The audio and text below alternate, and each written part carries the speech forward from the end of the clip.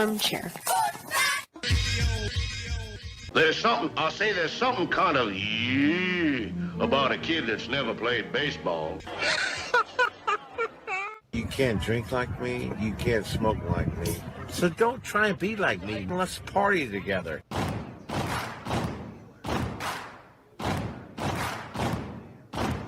Baseball is a beautiful thing. It's more beautiful in an old park. It's asymmetrical and quirky. But even in a dome with artificial turf, it's beautiful. The way the field fans out, the choreography of the sport, the pace and rhythm of it, the fact that that pace and rhythm allows for conversation and reflection and opinion and comparison. In right field, the crowd is tormenting Strawberries, singing Darryl, Darryl. Little roller up along first, behind the bag. It gets through Buckner. Here comes Knight, and the Mets win. And there's a fly ball deep to left. It's on its way. There it goes. And the Yankees are going to the World Series. Aaron Boone. Ground ball stabbed by Folk. He has it. He underhands to first for the first time in 86 years. The Red Sox have won baseball world championship. Can you believe it? It's a pastime, something you do. It's entertainment, something you watch, and it's a shared experience.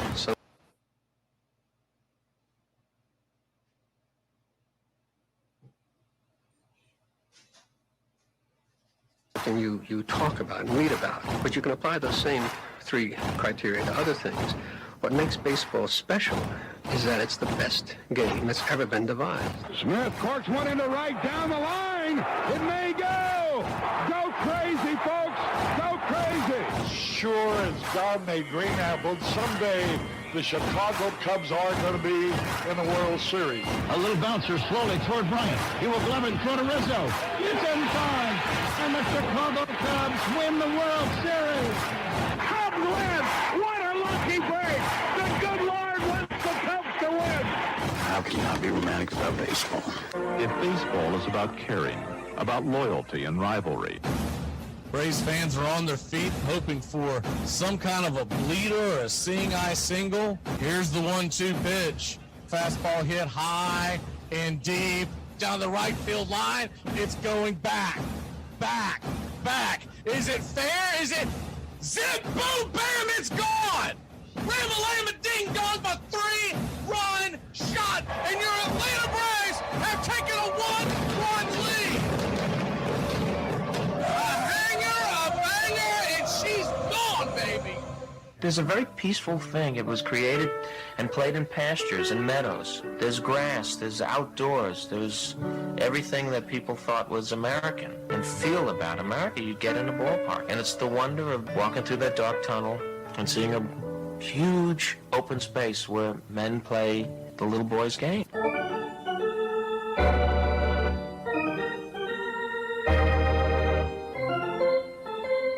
I believe in the Church of Baseball. I've tried all the major religions and most of the minor ones. I know things. For instance, there are 108 beads in a Catholic rosary and there are 108 stitches in a baseball. I prefer metaphysics to theology. You see, there's no guilt in baseball, and it's never boring. It's a long season and you gotta trust it. I've tried them all, I really have. And the only church that truly feeds the soul day in, day out is the Church of Baseball. Touch 'em all, Joe. You'll never hit a bigger home run in your life. High fly ball into right field. She is gone. Swung line drive left field. 1 run is in. Here comes Reed. Here's the throw to the plate. He is safe. You're in Braves country. If there's a bigger thing going on right now, I don't know what it is. We're down to one strike here. Gurriel, the last hope for the Houston Astros. Here's the 0-2 pitch. Swung on, bounced over to Dansby. Dansby fires it over to first. And here comes the dog pile. Fire the cannons in the battery. Do the chop all throughout Braves country. Pop that top. Your Atlanta Braves have won it all. Here's a list of the players we'll be inviting to camp.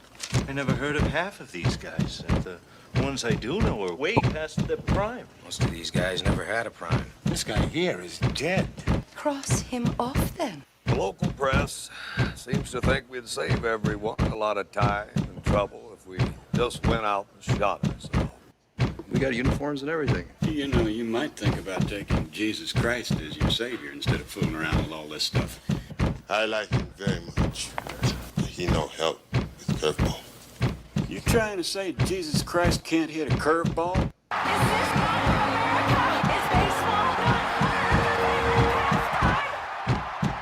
But I'll tell you, these fans are great. Listen to them. Hey, way to go, Rick. All of Ohio loves you. Come on, baby. Come on, Ricky. Come on, Ricky. The game doesn't stink. It's a great game. You know, one of the best things about being an ex-big leaguer is getting freebies to the game. Call the front office, bingo. And once these fans recognize me, I probably won't even have to pay for my light beer. Down it! I love them. Good seats, huh? You're in the wrong seat, buddy. Come on. Oh, I must be in the front row. Come on. Ladies and gentlemen, welcome. We direct your attention now to home plate. Please remain standing. We call your attention to our fans here today. They will be jointly directed. And now, another fixture. Our national anthem. Oh, say can you see by the dawn's early light what so proudly we hailed at the twilight's last gleaming, whose broad stripes and bright stars through the perilous fight for the ramparts we once were so gallantly streaming, and the rockets red glare, the bombs bursting in air, gave proof through the night that our flag was still there. Oh, say does that star-spangled banner yet wave o'er the land of the free and the home of the brave? At this time, ladies and gentlemen, we'd like to introduce today's teams as participants in this historic game. Play ball!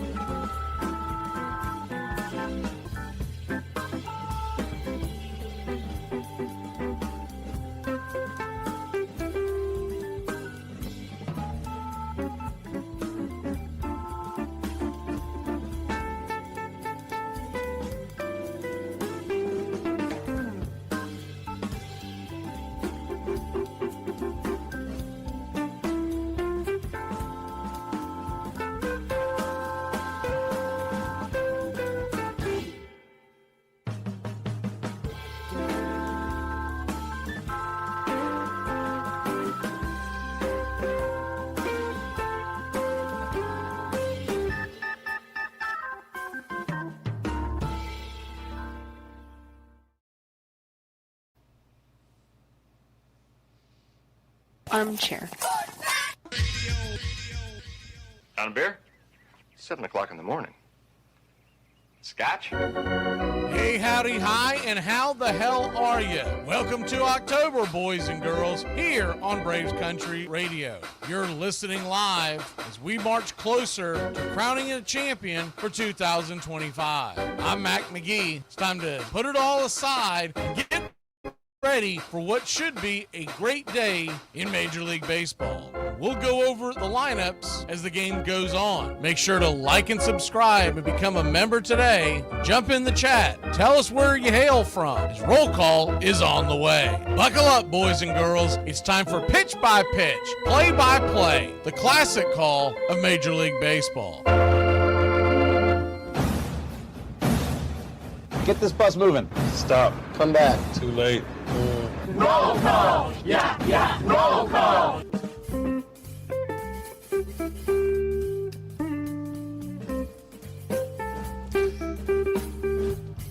Good evening, ladies and gents, boys and girls. We're just about set for pitch by pitch, play by play. We'll be back in a flash.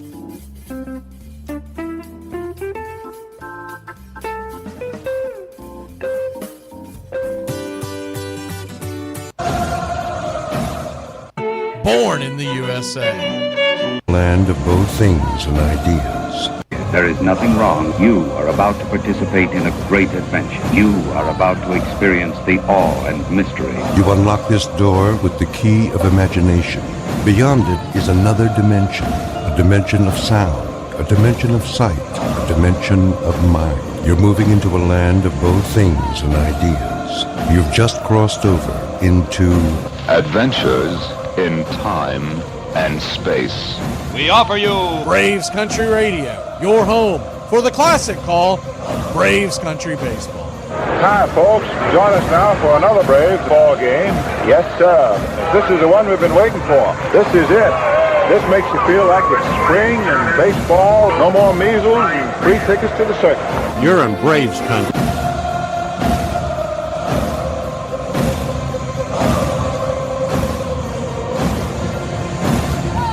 This is a reminder, disorderly conduct will not be tolerated. Please respect your fellow fan and refrain from any unruly behavior. Failure to comply with these guidelines will result in ejection.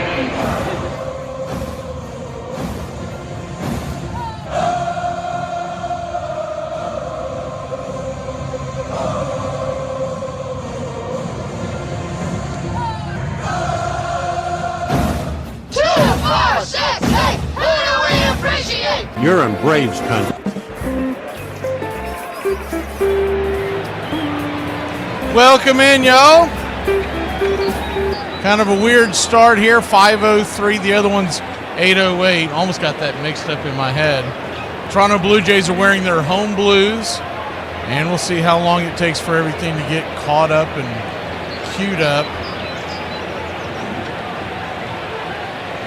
As not the best performance by the Fox Sports streaming, but we adjust and we figure it out. Hope y'all are having a good afternoon. We'll try to get to you, say our hellos as we go along here, but it's time for important stuff. Pitch by pitch, play by play. Mariners coming to the plate. Randy Arozarena digging in. Yesevich, yes sir! It is baseball time in October, and the first pitch on the way is down and in. For a strike, it's 0-1. Righty-righty matchup. Figure out what's going on here on the... Got the 3D, it's just... Here we go. The 0-1 right there, first strike, it's 0-2. So an 0-2 count. Put it back to batter. We had it on the action cam. It's sitting us out there behind the third baseline for whatever reason. Pitch on the way. Down in the dirt. 1-2.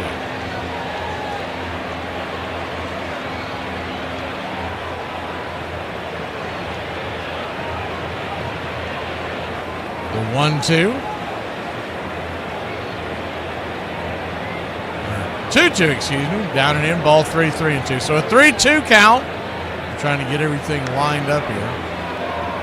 0-0 your score, top of the first inning. The pitch on the way.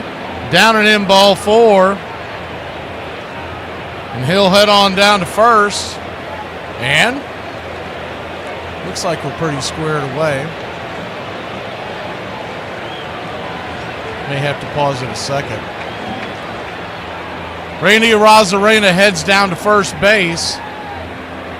And the Mariners, there we go.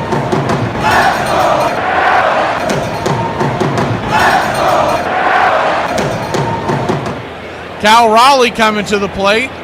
Hit the big home run last night. 2 home runs in this postseason. 62 on the year. First pitch on the way as well, here we go again. We'll figure it out. Give you the call until then. Pitch on the way. Swing and a miss. It's 0-1. The 0-1.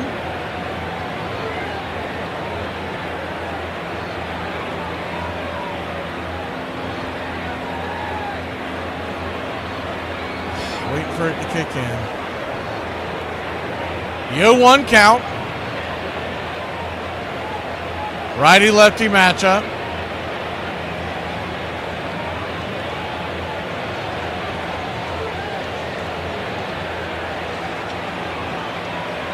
Pitch up top, 94 miles an hour, 1-1. Looks like we're pretty close to it now, so hopefully it won't spin out like it did a second ago. That's all them. That's got nothing to do with our stuff.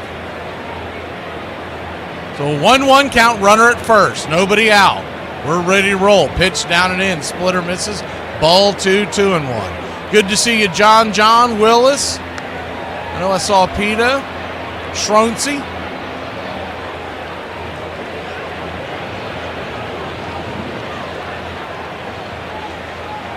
Jameson's in here, sleepwalking. The 2-1 pitch. Outside, wide, ball 3, 3-1. So Yesevich, the Savage, who pitched no-hit ball 5 innings last time he was on the bump. They pulled him because of the pitch count and where they were at in the game was a 3-1, fouled straight back, full count. He's getting the start today. Giving up a walk, but not a hit yet in the postseason.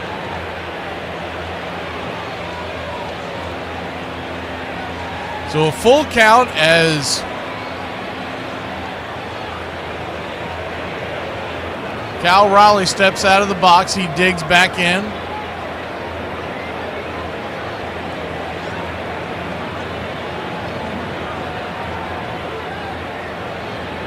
The payoff pitch. Brings it.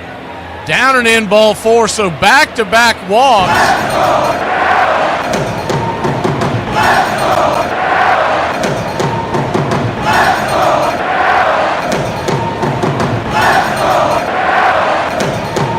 Yesevich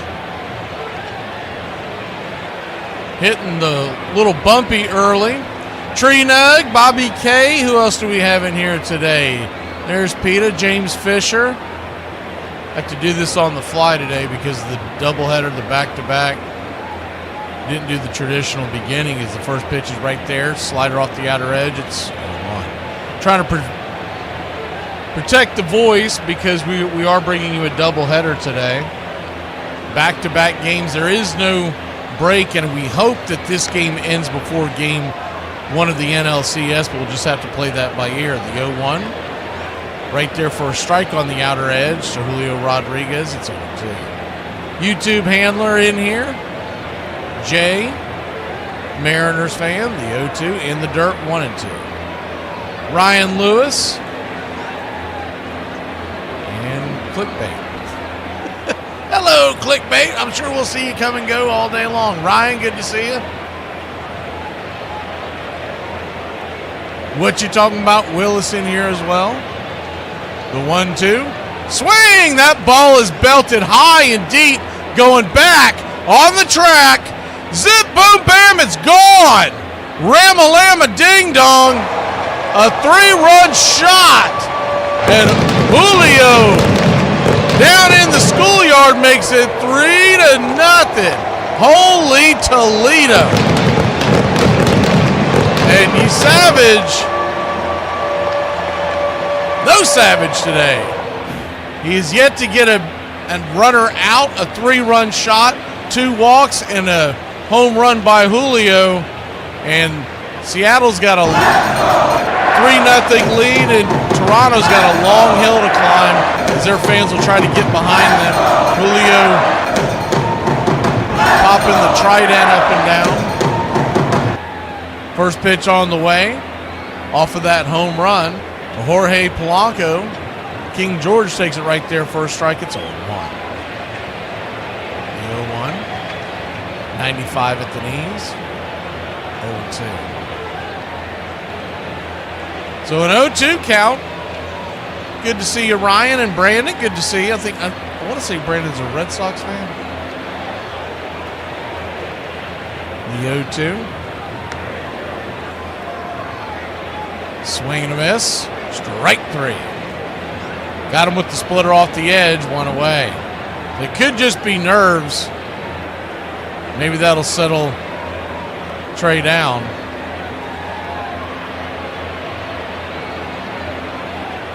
That was just a good old-fashioned cement mixer that Hoorod just tucked inside the foul pole. Plenty of distance, but it looked like it was going to hook foul. 370 feet. And it's 3-0. First pitch on the way to Josh Naylor. A swing and a miss and a strike. It's 0-1. Batting .222 in the postseason. The 0-1. Swing, rips it back foul. Almost went yard last night. Ball was caught at the 400-foot wall, at the 400-foot mark at the center field wall. Just a few feet away.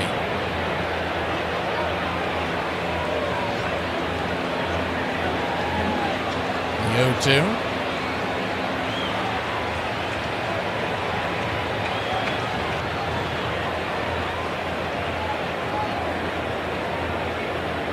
Kicks and fires high and out of the zone.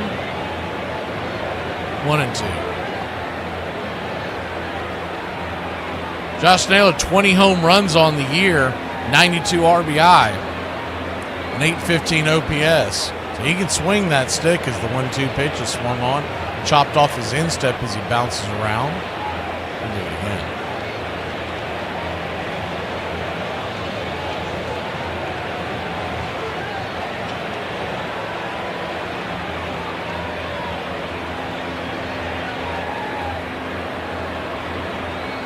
They're going to take a look at him real quick as he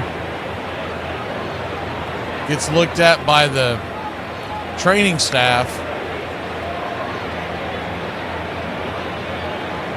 Can't see the trainers and the coaches with the 3 dimensions, but they are standing next to him.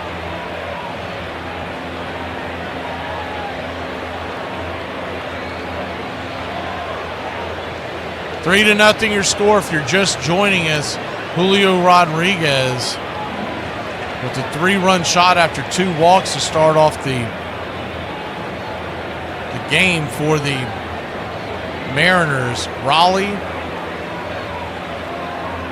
and Rosarena walked to get it going. First pitch off of that timeout is swung on and fouled back out of play. It's 1-2. So a 1-2 count. Nobody on, 1 out. Swing. That ball is going to get ripped right through the hole. Diving attempt over there at second base by Clement. But it's going to be a single up the middle, the 4-6 hole. And the beat goes on.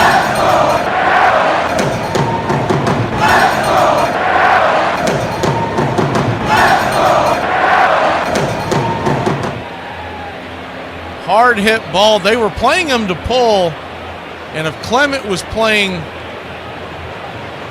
honestly up the middle, he's probably got the ball, but he did pull the ball, so you can't really fault the defense on that.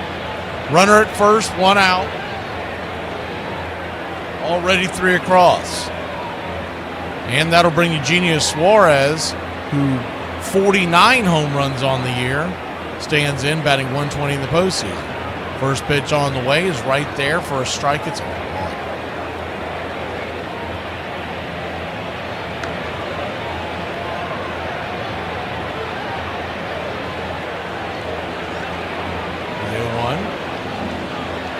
Kicks and fires. Did he go around? He did not. 1-1 count.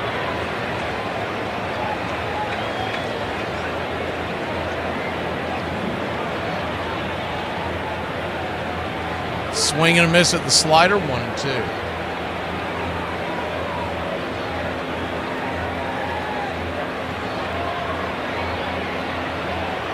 Righty-righty matchup, the 1-2. Good to see you, Paul.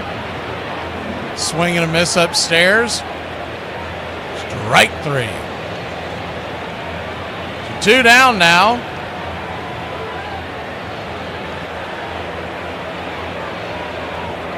Trey with the second strikeout of the inning, but of course the big number is the 3 runs.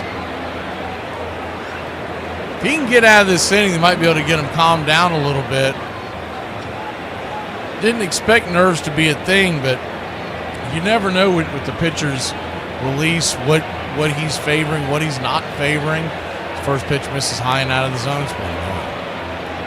Can't imagine they'll let it go much further. So for him to stay in this game, he's going to have to get it out. The 1-0, the runner goes here as the throw down the line, and it'll be an easy steal by Josh Naylor. He didn't even slide, but I'll tell you what, he probably should have, because his foot almost came off the bag as the attack was being applied. I don't know what he was thinking there.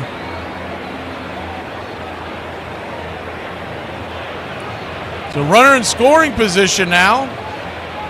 Good to see you, Uncle Charlie. First pitch is a splitter off of that, down below the knees.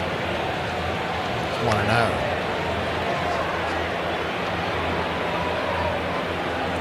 In the bullpen is Fisher already, the right-hander. Kicks and fires. Swing and a miss, and that'll end the inning. So he's spotting dimes and eating onions. He's got strikes out the side, but gives up 3 runs on the 3-run shot by Julio Rodriguez. We'll be back in a flash. Mariners lead it 3-0. Blue Jays respond when we return. Did you guys know that Pittsburgh is in Pennsylvania? Yes. Yeah. Now think about that, though. That's crazy. Like 2 cities in 1 state? No, that's not crazy. No, not at all. No. All right, I don't think you understand. There's 2 cities in the same state. Like, how's that even possible? All states have more than one city. No. Yes. No. Yes. There's Philadelphia, Pennsylvania. Yes. So that's what Pennsylvania is. Oh, no. Oh, so Philadelphia's not Pennsylvania? No, Philadelphia is in Pennsylvania. What is this man talking about? Here are some baseball facts that you might not have known. The 1960 World Series was between the Pirates and the Yankees and ended with a walk-off homer by Pirates second baseman Bill Mazeroski. The MVP of that series wasn't Mazeroski, but instead it was Yankees player Bobby Richardson. His 12 RBIs led him to becoming the only World Series MVP who was on the losing team. It is important to remember in an imperfect and fretful world that we have an institution which is practically above reproach and above criticism. Nobody worth mentioning wants to change its constitution or limit its powers. The government is not asked to inspect it, regulate, suppress, guarantee, or own it. There is no movement afoot that we know of to uplift it like the stage, or to abolish it like marriage. No one complains that it is vulgar like the newspapers, or that it assassinates genius like the magazines. It rouses no class passions, and while it has magnates, they go unhung with our approval. This once comparatively perfect flower of our sadly defective civilization is, of course, baseball, the only important institution, so far as we remember, which the United States regards with a practically universal approval. Saturday Evening Post.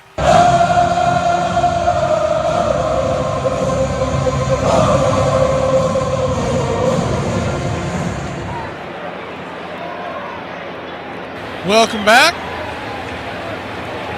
Sleep, I don't know where you're getting that stat from, but throw it out. Trying to tell me that he's the second slowest sprint speed in baseball? And I know he's not the second fastest, so I know you didn't mean that. Because it says LOOEST, so I don't know what you were trying to type, but he's not the second fastest, he's not the second slowest.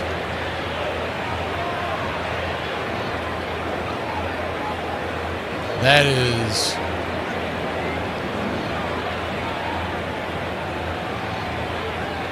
StatCast at its finest, if that's where you're getting it from. Logan Gilbert goes to work.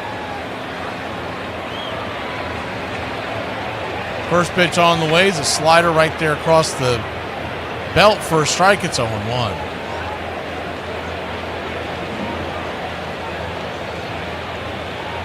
The 0-1.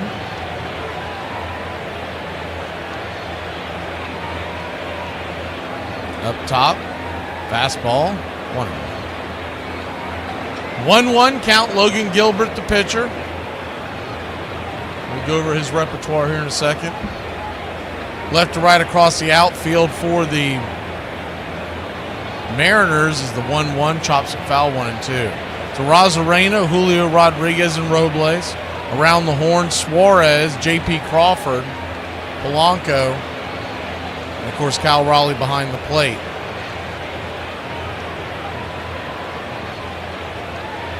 The 1-2. Swing, rips it down the line, foul, do it again.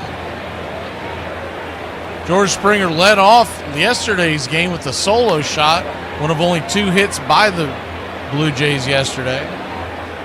He was sitting dead red. He must have just known what his tendency was to first pitch of the game, because Springer was sitting on it. The 1-2, outside wide, 2-2.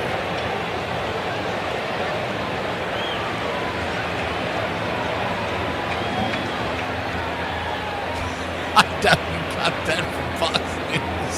They're not covering that. The 2-2. Swing. That ball's blasted. If it's fair, it's gone. It is just foul as the fans chase it into the conclave out there. There's a mad dash. It looked like about 20 people darting down into the crowd behind where I'm assuming there's concession stand area down there. Heck of a runway, and that's where the ball went because the fans took off flying down there. So a 2-2 count. Swing, belts that one. That one's high. That one's deep. Going back on the track. It's going to get down where the green grass grows. If they had grass here in Canada. Well, it is a leadoff double for the Blue Jays, and once again, George Springer, the catalyst, the straw that stirs the drink for this offense.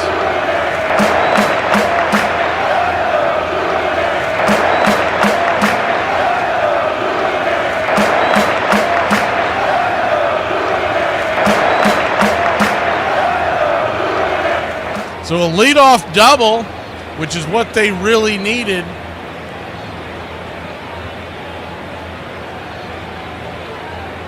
First pitch on the way, swinging by Lukes, is fouled down the line.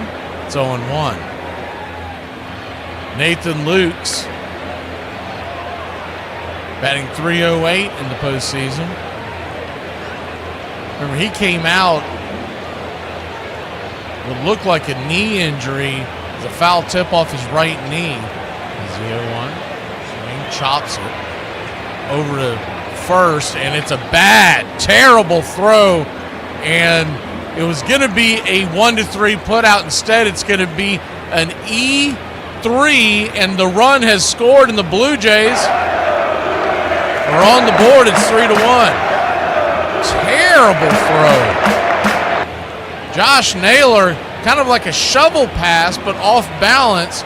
There was no way he was going to hit Gilbert in stride. Instead, there's a runner on second.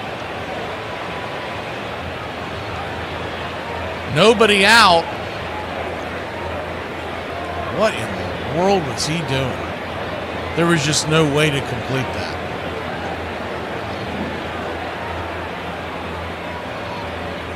First pitch on the way, swung on, broken bat by Vladimir Guerrero Jr. Man, he was stepping in to tie this one up. Bat sawed in half. They'll have to get a new one. It's 0-1.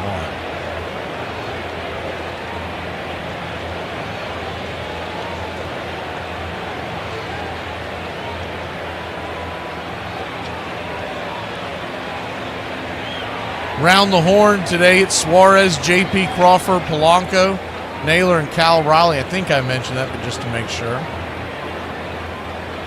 Logan Gilbert on the bump. We'll get to Toronto's in the next frame. The 0-1. Inside, drifts well inside. It's 1-0.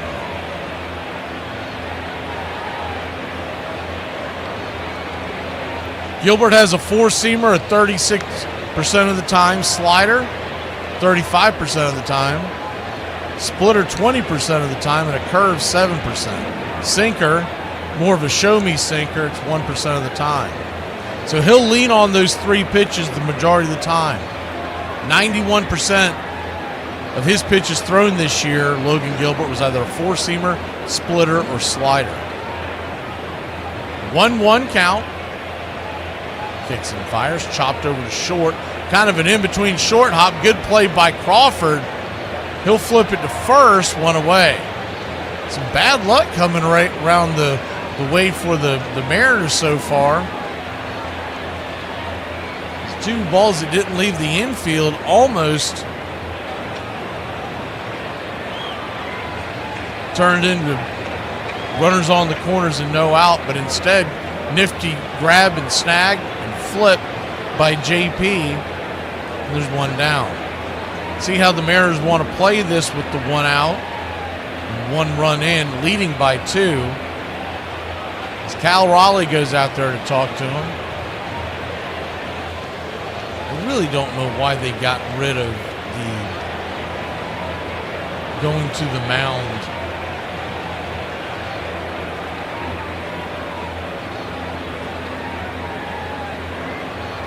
When they go to the postseason, because it just delays the hell out of the game, and all the teams are doing it. I'm not picking on Seattle.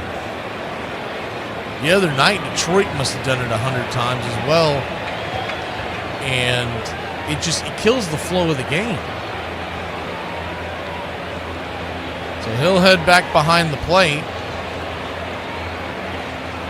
Addison Barger, the left-handed stick, will dig in. Righty-lefty matchup. First pitch on the way. Swing, chops it foul in between home and first. It's over 1.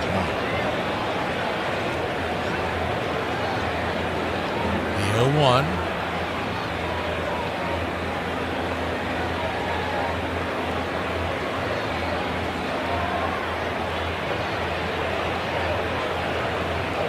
Brings it. Swing. Fouls it down the line. It's 2.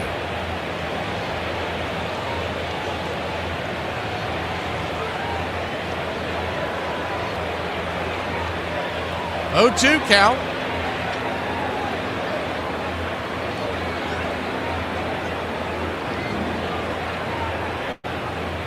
Outside, wide, 1-2.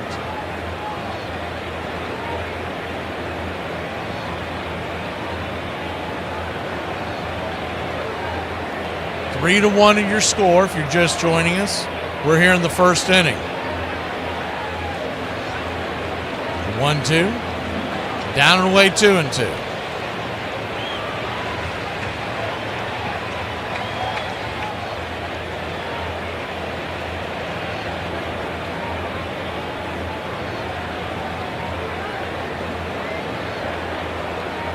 The 2-2. Swing and a miss, strike 3. Pulled the string on that splitter. Big strike out there by Gilbert, keeping the runner at third. And now there's 2 outs.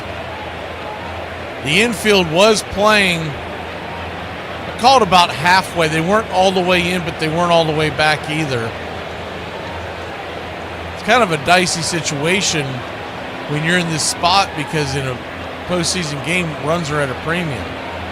Alejandro Kirk, the batter. First pitch on the way, swing. He's going to dump that down into right center field. That's down for a base hit. And the game is a 1-run game.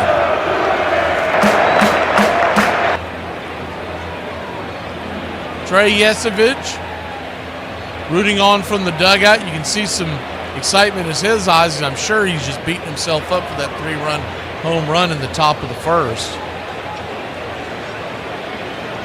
These two offenses can bring it. We just haven't seen it yet in this series.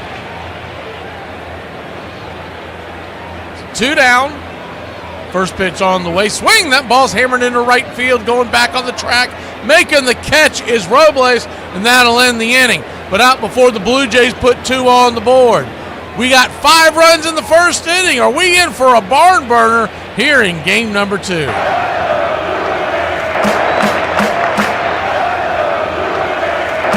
Put a finger down if you my ex-boyfriend Steven in the Burger King parking lot. John Lester will be remembered as a very intense, consistent pitcher. He was so consistent that in 241 starts for the Red Sox, he had a 3.64 ERA, and in 171 starts with the Cubs, he also had a 3.64 ERA. In 1995, a contest was held to name a future Arizona baseball team. The name Diamondbacks won, but there were some other choices. The Arizona Diamondbacks were almost the Rattlers, Scorpions, Phoenixes, or Coyotes. I like old trucks, I like Nickelback, I like extra large t-shirts that say something funny on them, and I've realized that I am 1 beer belly and 2 ex-wives away from becoming my Uncle Earl. Y'all, my dog size and snore is way too hard for somebody who does not contribute to this household. We don't have set sides of the bed. Yeah, we sort of lie down wherever. What are you, farm animals? Couples have set sides of the bed. Walk me through this. You get ready for bed. You put your sweats on, whatever. No, actually, we sleep naked. I'm sorry, what? No sides, no clothes, no rules. Basically, your bedroom is Thunderdome. Filthy, naked hippies. Baseball's thought of as this game of geometry. The game of geometry. It's perfect. It's 90 feet, it's 60 feet, it's this, it's that. Everything's perfect, right angles, everything's all that. And then it has the strictest rules, and it has the strictest history, everything interpreted. And kids play it all over the place with 2 bases, 1 base, with a car parked in the middle of where they're playing. They play it in the street. We played it in the hollow, used trees for bases. We call it the hollow, where I lived in Lexington, Virginia. We had a wonderful baseball game. You can improvise baseball in a living room. You can improvise baseball on a New York street, and people do every day. You can play it in a pasture. You can play it on the side of a hill. You can play baseball anywhere.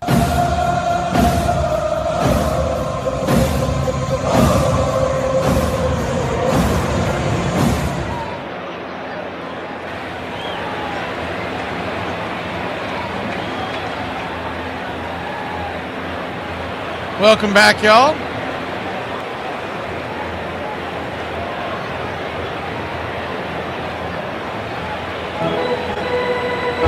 Three to 2 your score. Seattle grabs the bats.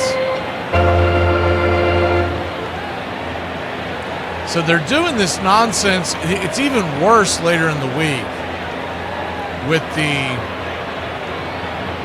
I call it shingling the games on top of each other. My wife got a laugh out of that. She's like, I've never heard anyone use that term. I said, well, that's what they're doing. They're laying them on top of each other when you can't see them both. As Trey Yesovich goes back to work. He's got a 4-seam fastball. He uses about half of the time, 45%, and a slider and a split. They come in pretty evenly at about 27% each. First pitch on the way is a 94-mile-an-hour 4-seamer. Victor Robles gets a home run. We'll see how long he goes. With everybody having the off day tomorrow, the bullpens will be aggressive early and often. Did he go 1? Did he go around? He did not. 1-1. Alfonso Marquez does not bring him up. 1-1 count. Brings it. Down and away to him. So a 2-1 count. Nobody on, nobody out.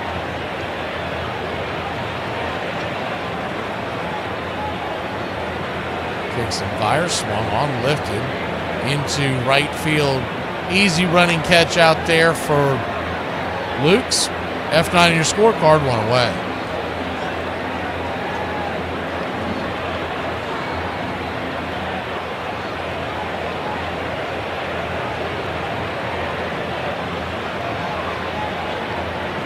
But the short of it is, The games on Thursday and Friday, they start at 6 o'clock and 8:30, which makes no sense.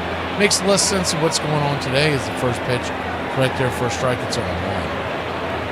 I'm still going to try to bring you both games on Thursday and Friday, but I don't know how that's going to play out because, I mean, we'll just have to see how the games are. One goes to a blowout, we're just going to jump to the other. But it's really dopey that they're doing that. And it's Major League Baseball that's doing this. The television stations don't have the power to, is the 1-1 in the dirt too. They don't have the power to set the times. It's the leagues that set the times. So a 2-1 count. Kicks and fires. Swing, pops it up. High in the sky. Underneath it. F6 in your scorecard. Jimenez, 1 away. 2 away, excuse me. Looks like we got a bit behind him. Maybe we're a bit in front.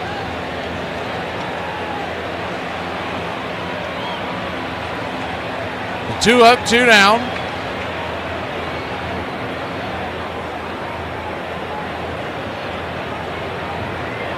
Randy Arozarena coming to the plate.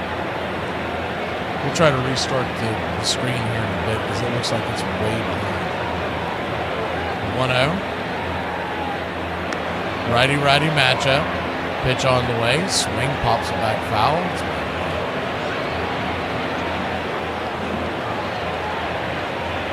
Seattle leads at 3-2. We're in the top of the second. 1-1.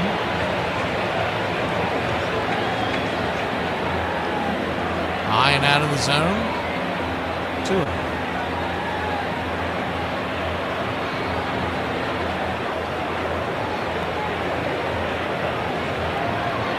The 2-1 pitch. Kicks and fires. Swing and a miss. 2-2.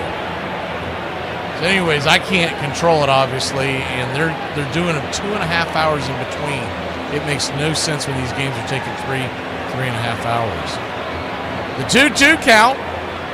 Kicks and fires. Caught, looking strike 3. He got caught watching the paint dry. Punched him out on the inner black with the bender. We'll be back in a flash. 3-2 your score. Here in Toronto, the Blue Jays will grab the bats when we return. Did you touch the thermostat? Did you turn it up? Well, of course not. Did somebody fiddle with the thermostat? It's 85 degrees. 85?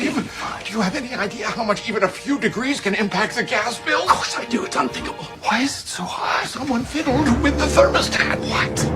Who would do that? What is going on? Adriana, she turned up the thermostat. Said she fiddles with the thermostat at your place anytime she damn well pleases. Hey, you might as well give her your wallet and your 401k while you're at it. Brad, do you let the kids touch the thermostat at your house? What? No. The thermostat is a sacred covenant. I can't believe we're even talking about this. This is madness! Lou Gehrig hit his first career home run on September 27th, 1923. He hit his final home run on September 27th, 1938. In total, he hit 5 home runs on September 27th. 2 of those came off of Hall of Famer Lefty Grove in 1931 and 1933. Bed check, dumbass. Holy crap! No, it is not a bad check. We just want to say goodnight, and we love you very, very much. What are you doing? Oh, just nailing his window shut for his own good. What if there's a fire? Well, then I guess you can just light your dope with it, dopehead. If you look at pictures of, say, the 1915 Pirates, you're going to see a very different kind of face than you see today. Hard men. Baseball at that point was a way out of the mines. This was a way for immigrant Americans to make a career, and they were tough men. Hungry young men coming after the established older men. Baseball was played with a ferocity of a kind of life and death, which in a sense it was for these players. So it represented the rise of American striving in a certain way.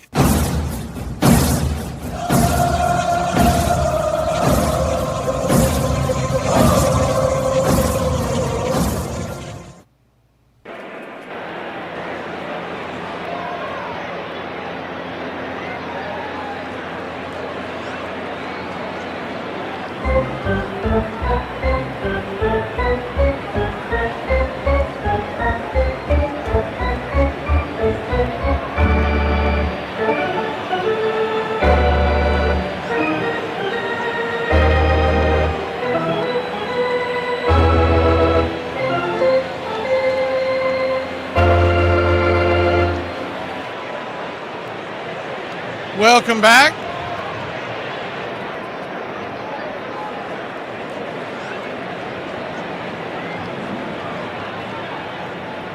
Righty-lefty matchup.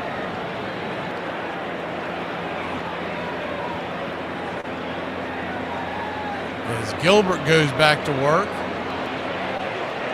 Clement, the batter, first pitch on the way, swung on, popped back foul.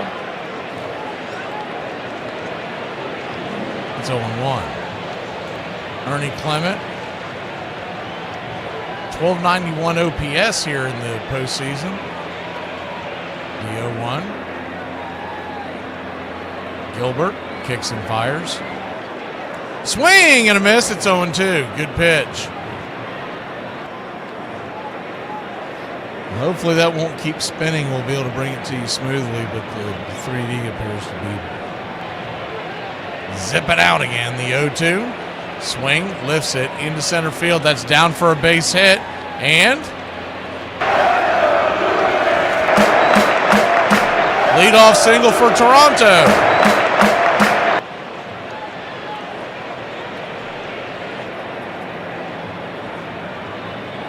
Both teams have been getting their wallops in.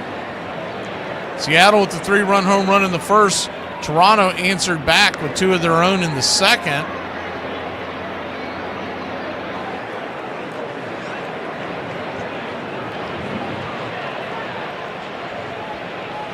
First pitch on the way to Schneider. Up top, misses high for a ball. It's 1-0. He is on for, we put it in the chat, but Santander had some back issues, back tightness, and they decided to keep him out of the game today. So it'll be Davis Schneider instead in left batting 8th. 1-0, chops it over to first. Josh Naylor thought about doing something goofy again. This time he steps on the bag and records the out, 1 away. He was thinking about firing that thing down to second base. That could have opened up the floodgates.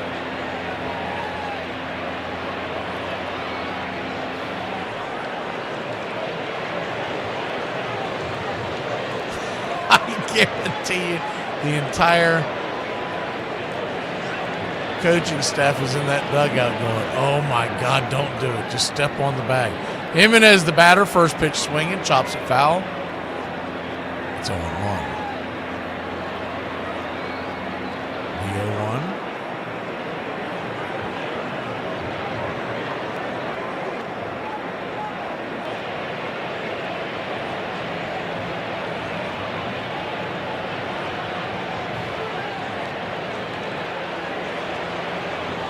Swung on, chops over to first.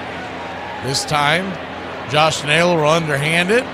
Grabbing the ball is Logan Gilbert. He'll touch the bag. 2 down.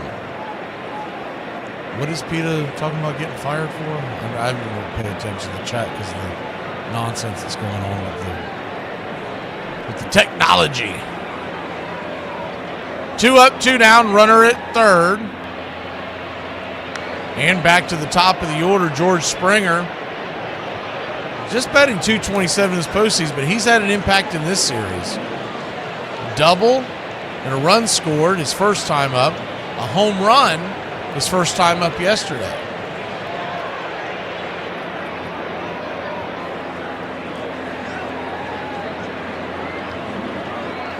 Righty-righty matchup, the designated hitter for the Bluebirds.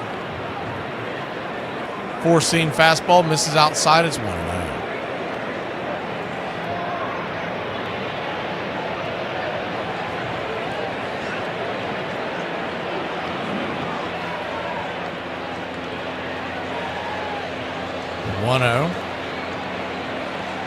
Right there for a strike.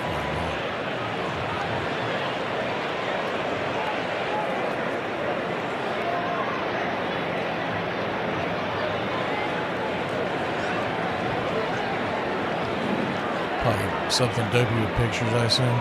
The 1-1 pitch, down and in, 2-1. So a 2-1 count.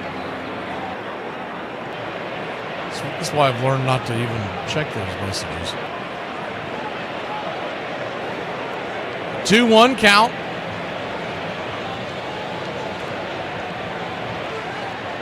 Jason has confirmed. He said it is not worth your time. 2-1, swing and a miss, 2-2. So Deuce is wild here, bottom of the second. Runner at third.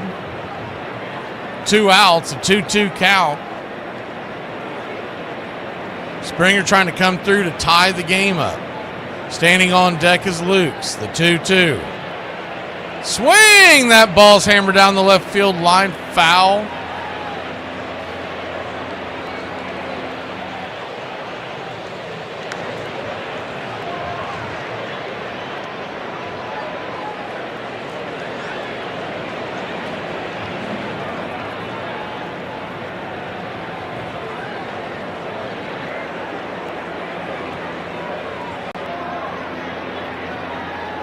The 2-2.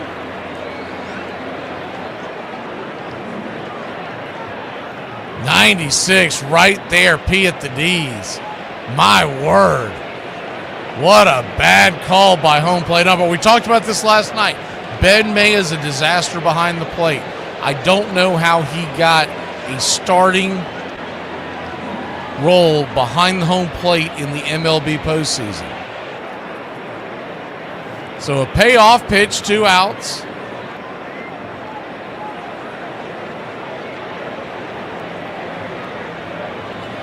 Runner at third. Here's the pitch. Swing! Fouls it away.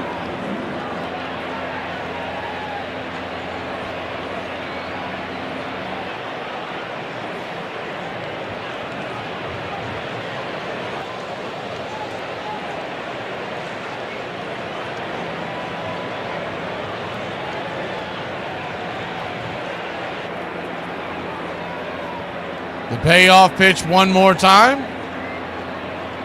Down and in, ball 4, and Springer heads down to first. I'll tell you what, that pitch was borderline strike as well. So Ben May having a terrible day behind the plate per usual. I think a lot of this will go to the wayside next year because you're going to have that ABS system, which means people are going to start actually paying attention to how accurate they are behind the plate. And those reports are going to come out. And guys like Ben May are going to be sitting in the left field corner, if that, during the postseason. A lot of these guys have stepped their game up in the postseason. I've been surprised, but evidently not Ben. Business as usual for old Ben May or may not call the strike correctly. First pitch on the way, smacks the black on the outer edge. It's 0-1. The 0-1.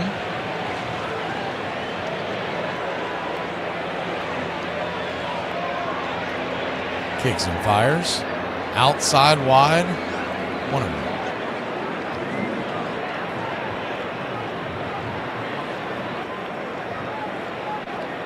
1-1 count.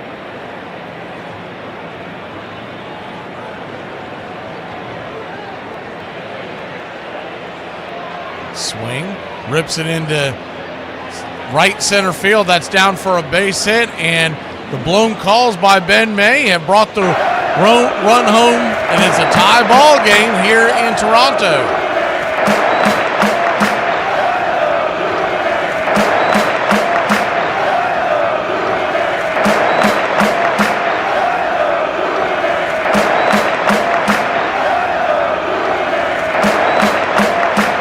So 3-3 your score.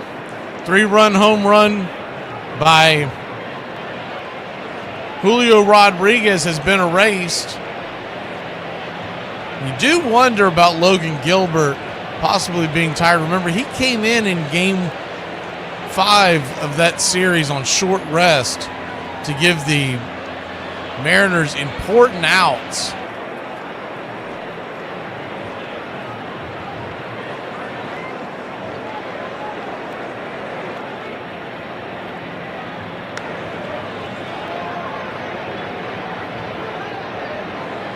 Vladimir Guerrero Jr. coming to the plate. When a guy's not used to that, now he's coming back. And now coming back. And he had decent rest, but You just never know if that's got anything to do with why he's not hitting his spots. It's been like that since inning number 1. Runners on the corners, 2 out. First pitch on the way, just off the plate wide. It's 1-0. Now, he hasn't been helped by the fact that Ben May behind the plate is a disaster. But nonetheless,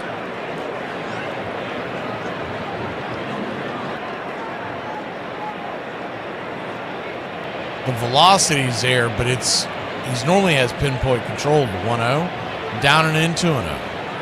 So a 2-0 count.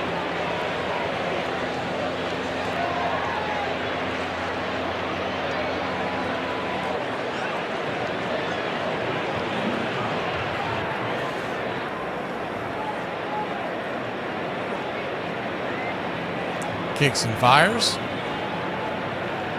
88-mile-an-hour slider. Misses in. Ball 3-0. So a 3-0 to Vladimir Guerrero Jr. Runners on the corner, still 2 outs. He should be out of this inning. Remember, because of the blown call strike 3. It should be 3-2. And Gilbert in the dugout, he's probably thinking about that. The 3-0 right there just kisses the inside black. It's 3-1.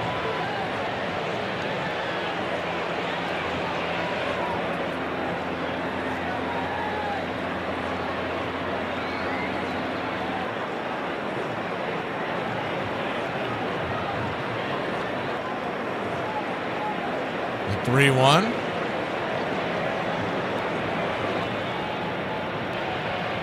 Steps off the plate, off the bump, excuse me, as Guerrero steps out of the box. You got a 3-1 count, runners on the corners, 2 outs. Game tied 3-3.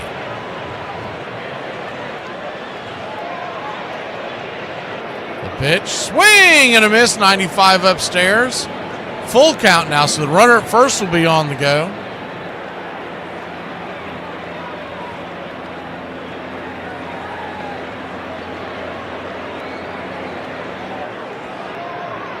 He threw 34 pitches on Friday night. That was after throwing 85 on Tuesday. I was a little surprised he was starting tonight anyways. The payoff pitch. Swung on, foul back, because to me, if I'm managing that team, I've already got a win in my pocket. I want Logan Gilbert in Seattle for game number 1 in Seattle, which is game 3 on Wednesday. The payoff pitch, swing, slices that foul. So he's making them work, and now that you're burning him here, and Logan Gilbert has historically pitched much better in Seattle than he has on the road.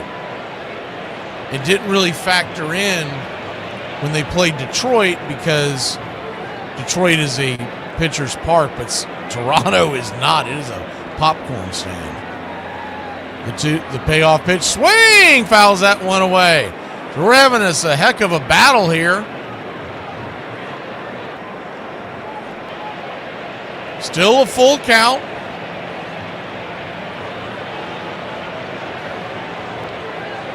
This will be the 9th pitch of the at-bat. Runners on the corners, runner at first goes. The payoff pitch, swung on, chopped over the head of Gilbert, making the grab, flipping it to first is Polanco, 4-3 on the putout, and that'll end the inning. But not before the Blue Jays put one on the board. Seattle will try to get back in the groove when we return here in the 3rd. I'm not saying that it's rough where I live, but my Walmart is selling Father's Day cards in packs of 5. Here are some baseball facts that you might not have known. Big Sexy Bartolo Colon is a very fondly remembered player. When he hit a home run against the Padres in 2016, he actually set a record. He became the oldest player to hit his first career home run at 42 years old. Melky Cabrera, in 2012, after getting suspended for high testosterone levels, he made a fake website to try and challenge his suspension. He argued that this phony website he created had given him banned substances without his knowledge. Unsurprisingly, the plan didn't work. I'm Amy Lawrence, and I'm up late, always, after hours, hanging out with you on CBS Sports Radio. Check it out, 2 a.m. Eastern, 11 p.m. Pacific. I will not tolerate profanity obscene language, or personal insults from my bench. I will always insist, as long as I am manager of the club, that my boys be gentlemen. There is room for gentlemen in any profession. Connie Mack. Baseball was Mac's livelihood, but it was also his life. And he was worried about the game's integrity. The real name of the man who built the Athletics was Cornelius Alexander McGillicuddy. Born in 1862 to Irish immigrants, he began as a catcher. He spent 11 years in the majors, managed to play every position except third base and pitcher, and vigorously supported John Montgomery Ward and his ill-fated Players' League. In 1901, he became part owner of the Philadelphia Athletics and immediately made himself manager, a post he held for 50 years. Connie Mack became baseball's most conspicuous gentleman, managing in coat and tie, demanding that his players be on their best behavior.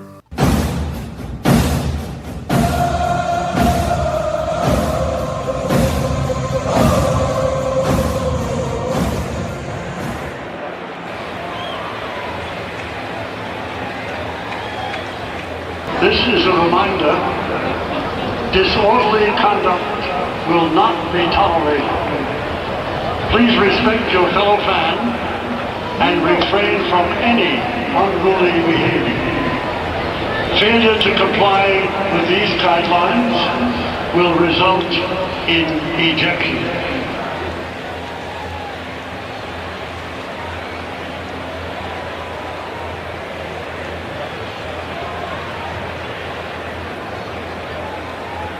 Welcome back. Thank you, Jason.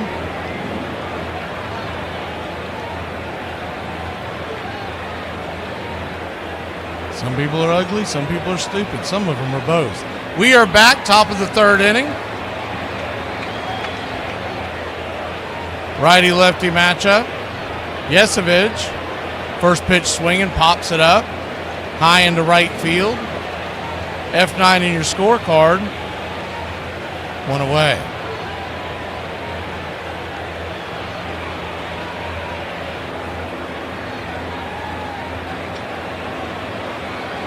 Three to through your score, top of the third, one out.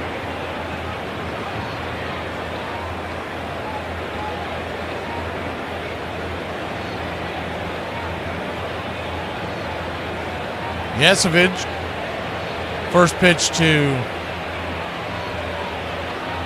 Julio Rodriguez is high and out of the zone. It's 1-0.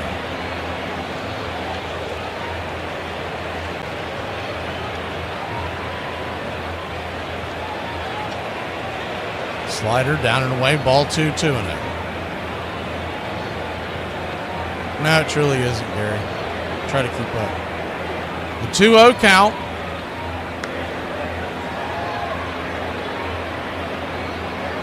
Outside wide. 3-0. So a 3-0 count.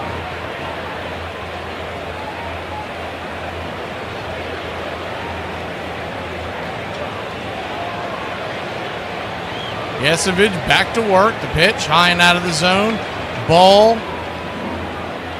4. So a 4-pitch walk. Rodriguez, he didn't want any part of Rodriguez, did he, after hitting that home run over the wall? Probably a wise move to pitch around him.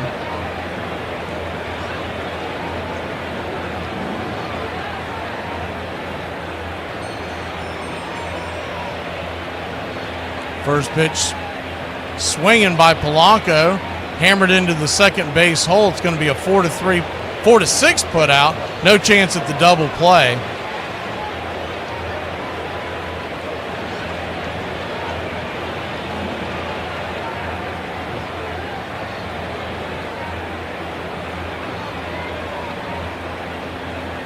Ball kind of, it almost snow coned out of the glove of Clement.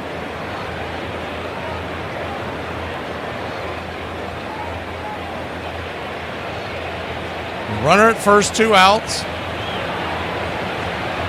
Josh Naylor, swing and a miss. He was trying to make up for that bad defensive gaffe earlier in the game. Runner at first. The 0-1 count. Righty, lefty, infield is back. to the left. The 0-1. Swing lifts it. High into center field. Coming in. That ball's going to bounce in front of Varsho, and the runners will go first to third as the runner was moving on contact. Just didn't have quite enough time to get to it. If he makes some kind of a play on that ball, it's probably going to end up bouncing over his head. So a smart play by Varsho, and runners on the corners. 2 outs. The big home run bat of Eugenio Suarez is coming to the plate.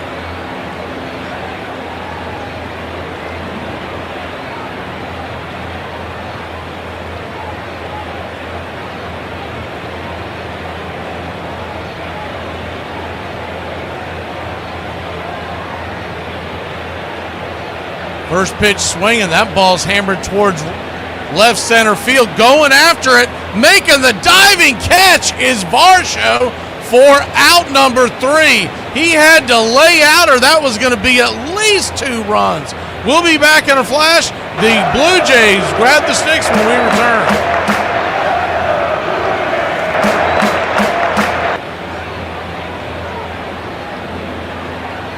Some people are like old TVs. They need to be slapped a few times to get the picture.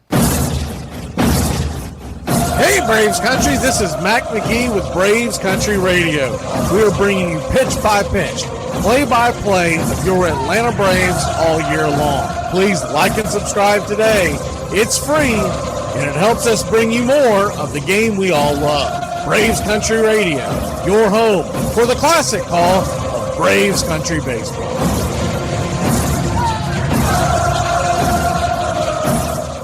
Mark Lemke played for 11 seasons and had 3,664 career regular season plate appearances. You may be asking yourself, what is crazy about that? In his entire career, he was never hit by a pitch. Lemke also had 257 career postseason plate appearances, and you guessed it, he was never hit by a pitch. In 1910, Ty Cobb was locked in a fierce battle with Napoleon Lajoie of the Cleveland Indians for the batting championship of the American League. The hugely popular Lajoie had led the league in batting twice before and was considered the greatest second baseman in the game. The Chalmers Motor Company had offered a new car to the man who won the title. Cobb wanted that car, but he was so detested by those who played against him that when he and Lajoie were neck and neck for the title at the very end of the season, the manager of the St. Louis Browns, just to spite Cobb, ordered his third baseman to play so deep that Lajoie got 6 bunt singles in a row. The manager was found out and fired. Cobb ended up winning the title by a single percentage point. Years later, it was discovered that in fact Lajoie should have won. Cobb's average had been inflated by counting 1 game twice, but both men got cars. It would be the first of 10 cars Cobb would receive over his career.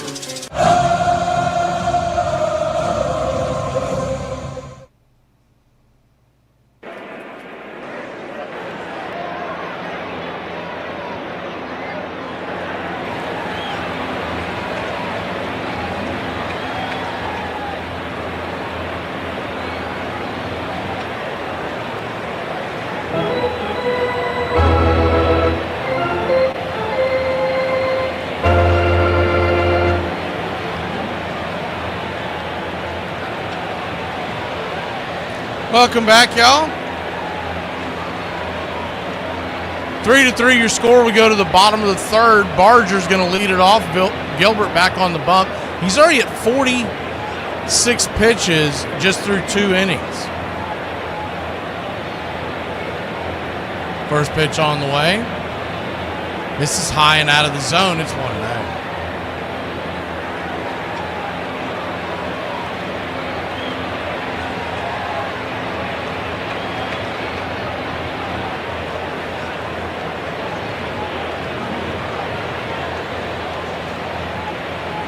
Four-seam fastball. Swing, fouls back. It's 1-1. So a 1-1 count. Barger 0 for 1 on the day.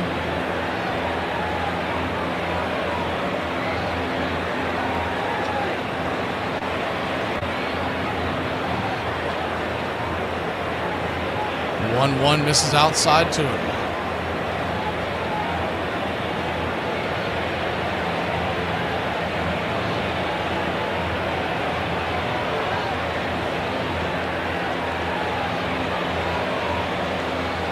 2-1 pitch. Swing, pops it up. Foul down the line, 2-2.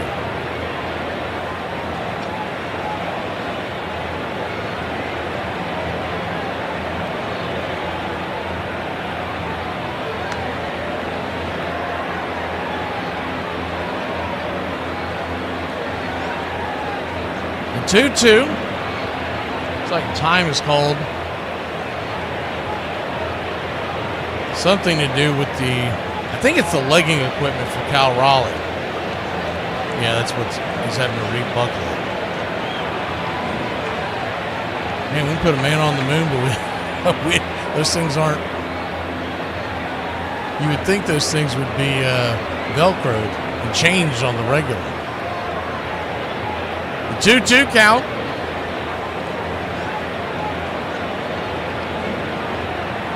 Righty lefty. Swing, ball chopped over to second. It's going to be a 4-3 put out. One away.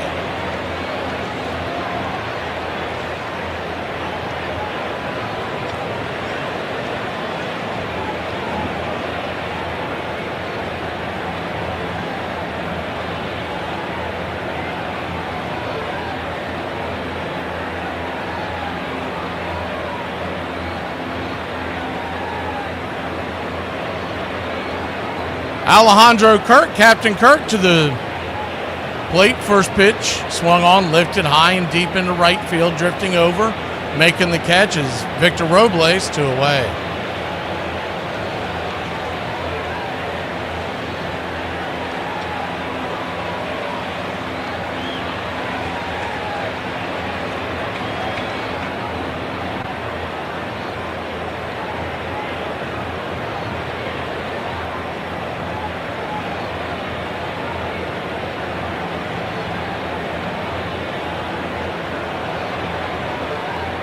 Varsho, the batter, first pitch, takes a slider on the outer edge. It's 1-0. 3-3 your score. Bottom of the third. And you can call this a barn burner considering the games we've gone through. Is the 1-0 right there at the knees.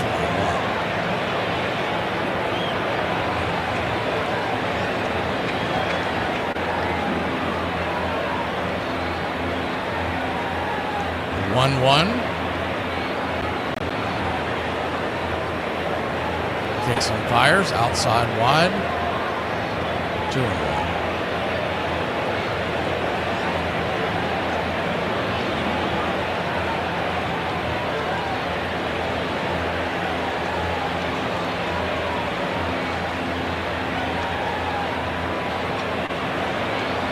Two-one count. Swung on, chopped back foul, 2-2.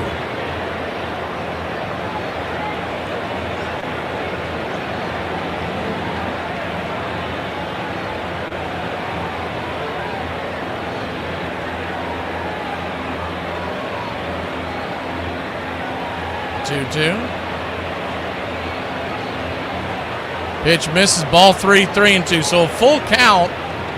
Clement standing on deck. 3-3 your score, bottom of the third if you're just joining us on radio.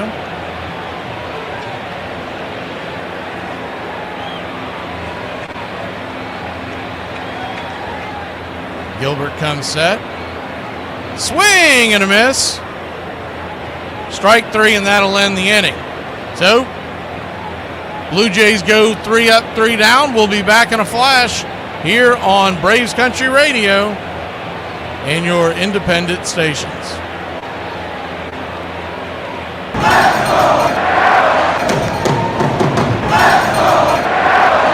People that walk in the middle of a parking lot, like right down the middle, are wild to me.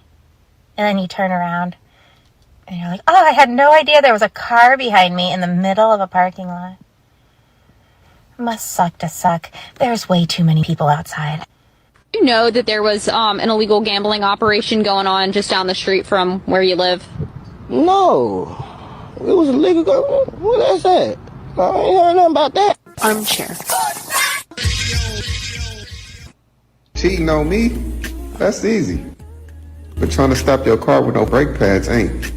The Steve Bartman incident was a very controversial play in which Bartman accidentally prevented a Cubs outfielder from catching a ball, which then spiraled into the Cubs losing the game and eventually the championship series. Cubs fans were livid with Bartman, but the actual Cubs team was apologetic. In fact, after winning it all in 2016, the Cubs decided to give Bartman a World Series ring. They should have x-rayed your head at the hospital. They did. And for your information, they found nothing. On November 13th, 1911, John Jordan O'Neill, who would one day become one of baseball's greatest ambassadors, was born in the Gulf Coast port town of Carabel, Florida, the grandson of a slave. Every town had a baseball team.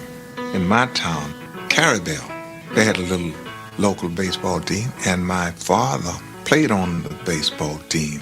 It was only 4 high schools in the state of Florida a black kid could attend, so just elementary education. Well, so I've got to go to the Sarah field. And in that Sarah field, I was a box boy.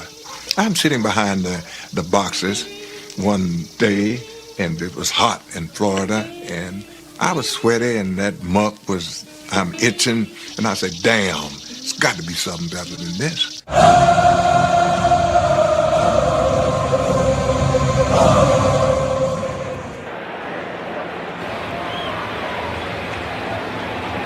Welcome back. We're heading to the top of the 4th inning.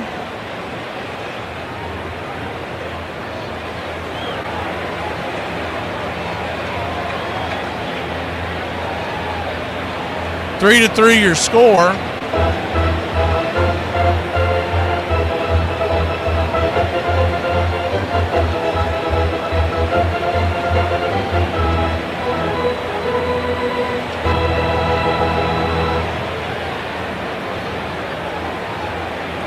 First pitch on the way is swung on and fouled back out of play, just bending out of play down the left field line. It's 0-1.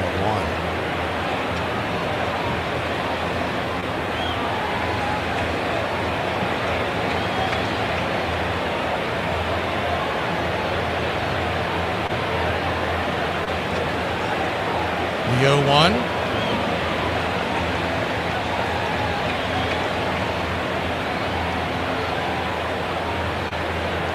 High and outside the zone, 1-0.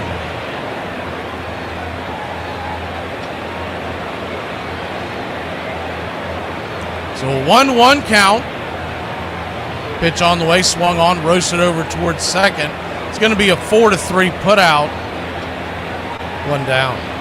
Yesevich has bounced back after that rough first inning. 58 pitches in. 39 for strikes in total. Or 59 pitches, I should say, 36 in total for strikes. I read that backwards. 4 strikeouts. 3 were in that first inning where he gave up the home run. That was a weird inning. First pitch on the way to Robles. Swung on, fouled away. It's 0-1.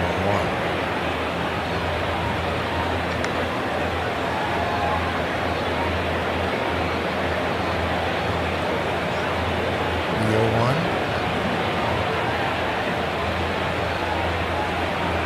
Pitch misses. Below the knees, 1-0. 3 runs, 3 hits, 1 error for Seattle. 3 runs, 5 hits, no errors for Toronto. 1-1. Chops and fouls. 2.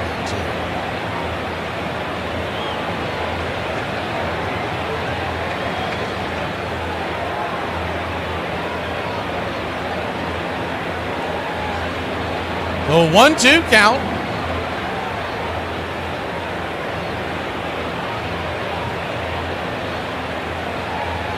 Just below the knees.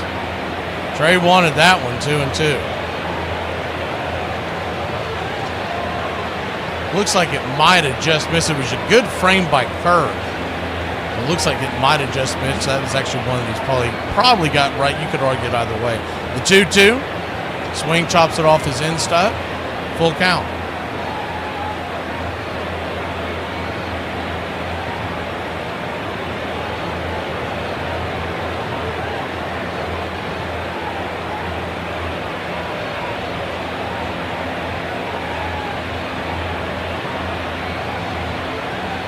2-2, chops it foul.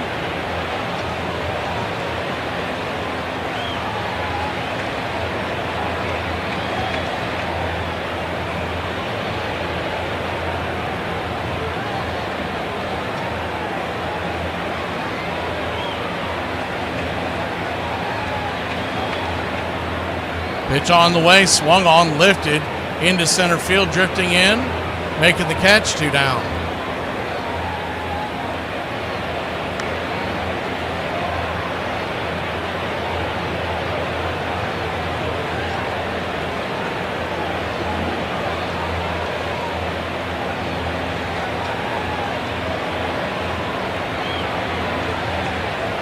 Three to 3 your score, top of the 4th inning. First pitch on the way. It's Crawford. Takes the pitch low for a strike. It's 1-0. Righty-lefty matchup, the 1-0. Splitter on the outer edge,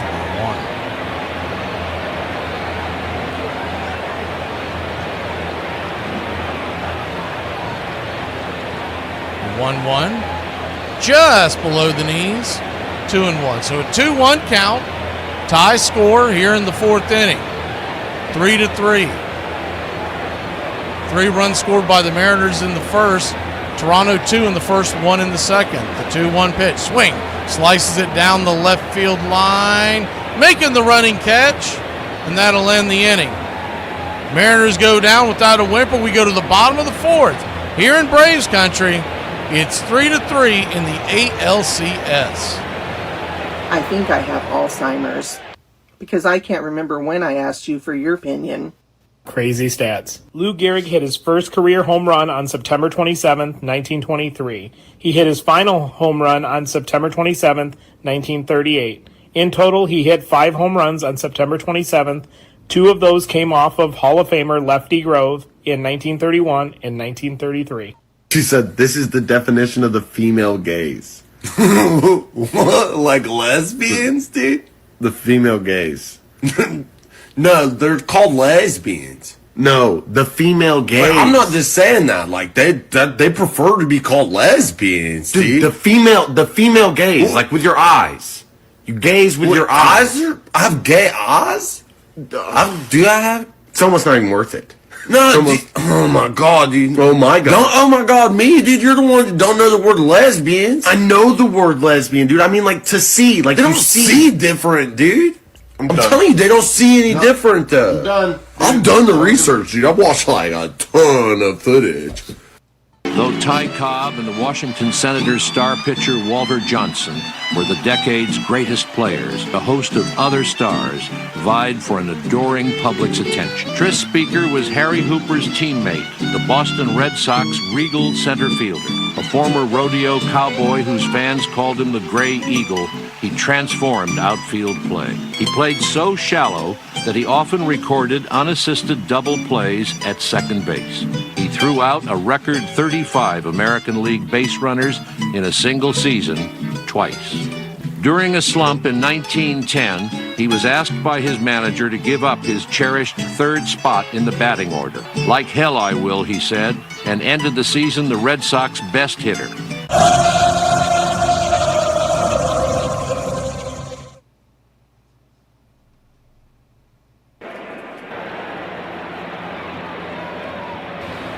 Welcome back. Cow Careman put it in there. He said that yeah. So there's some dope that doesn't know that the stadium in Toronto has artificial turf. All right.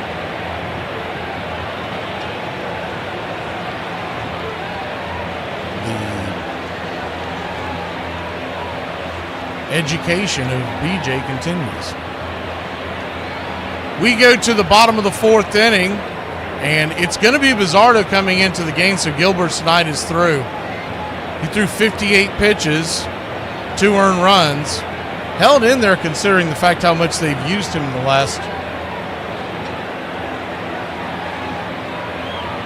few days, several days, 3 times in less than a week.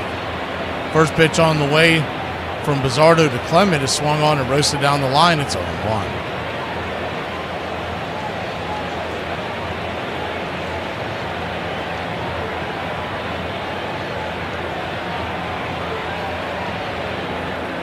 0-1.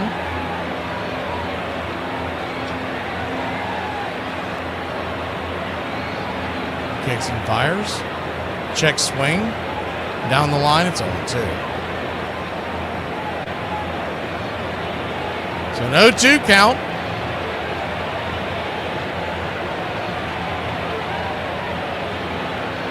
Righty-righty matchup. Swing chopper back in front of the plate. Raleigh's got it. Fires it to first. A 2-3 put out, one away. And Raleigh's bent over. I don't know if he's all right or not. He kind of wincing as he's heading back to the plate. And he's got something happen there. That would be a big loss for Seattle. So he threw the ball. He fell to the turf face first.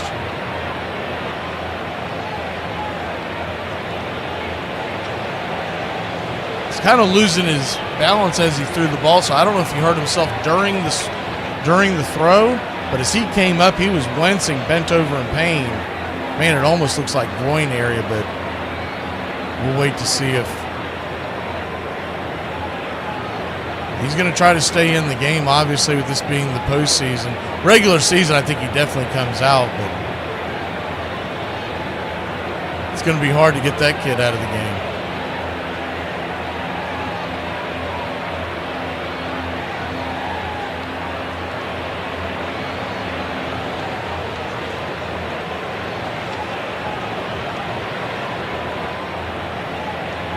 First pitch on the way, swung on by Schneider off of that injury, and wouldn't you know, Raleigh's giving chase over there by the dugout. It's going to bounce off the first base dugout. It's 0-1.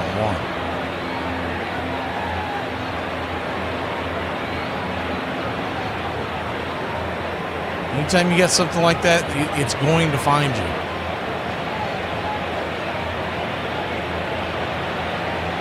Seemed to be running okay after the ball, so hopefully it's something he can play through. The 0-1. Down in the dirt, 1-1.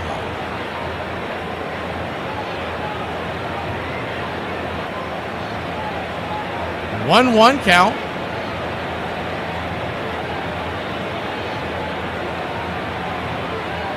Kicks and fires. Right there at the knees. 1-2. Same two teams back at it on Wednesday night. That'll be an 8 o'clock first pitch. Tuesday night, it's 8 o'clock. No double headers again until Thursday. The 1-2. Right there, 96. Caught looking strike 3 on the outer cut. And 2 down. Schneider didn't like it. He gave a mouthful to home plate umpire Ben May.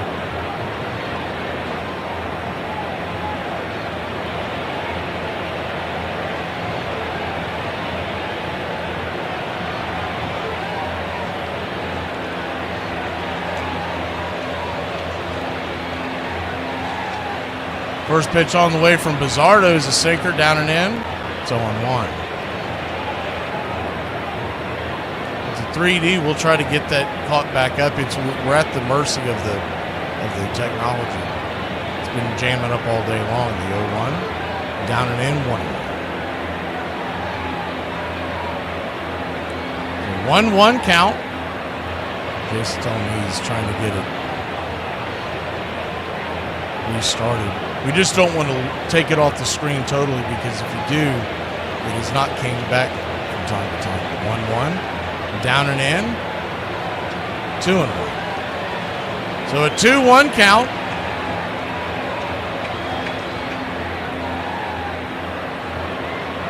Righty-lefty matchup. Pitch on the way, swung on, popped up. High in the sky, caught into left field, and that'll end the inning. We'll be back in a flash. Hopefully we can get that solved. It's 3-3. We go to the top of 5 here in Toronto.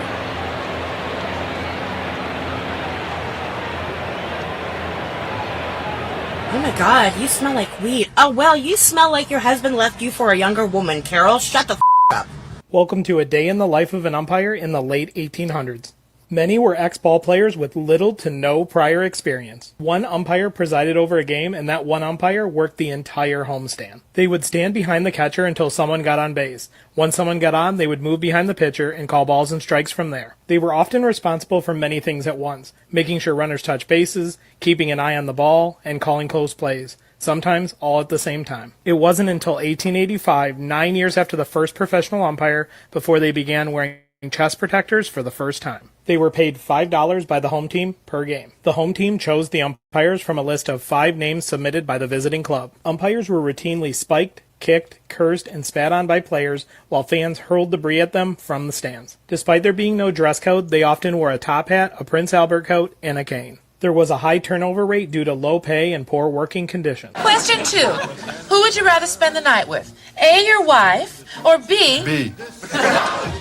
Kirk Gibson walking off Game 1 of the 1988 World Series is one of the most iconic home runs of all time. Despite how famous the play is, nobody knows where the home run ball itself is located. The bat, helmet, and jersey from that moment are all accounted for, but the ball has seemingly disappeared. Walk around Walmart eating grapes all day, nobody says a word. I open one Miller Life, they call it law. Eddie Collins first played in Connie Mack's celebrated $100,000 infield, but was sent to the Chicago White Sox when Mack sold off his championship team. Collins hit over .340 for 10 seasons and played second base with such cheerful confidence in his own skills that opponents and teammates alike called him Cocky Collins.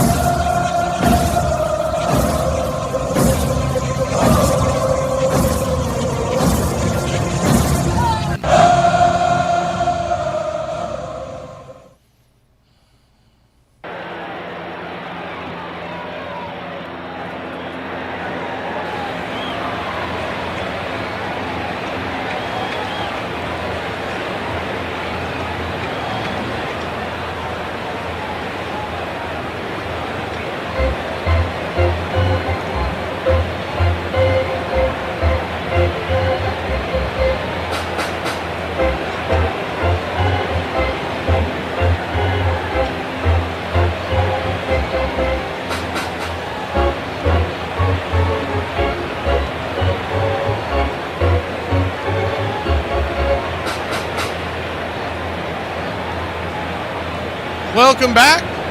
We head to the top of the 5th inning. Rosarena swing at the first pitch. That ball is going to go wide of the bag, and it's an infield single for the Seattle Mariners. I don't think they're going to give that an error. It was a wide throw, but the ball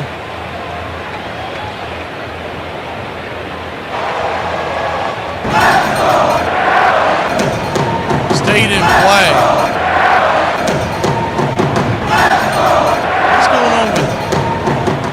Oh, the ball must have hit Suarez sitting in the dugout because he's holding his back. That was odd. Looking at the, oh yeah, got him right in the back. I think he's okay. The ball hit. He was sitting. So if the ball doesn't hit him, it goes for extra bases. But I guess that's what they're going to call. Right now, they've placed him on second base.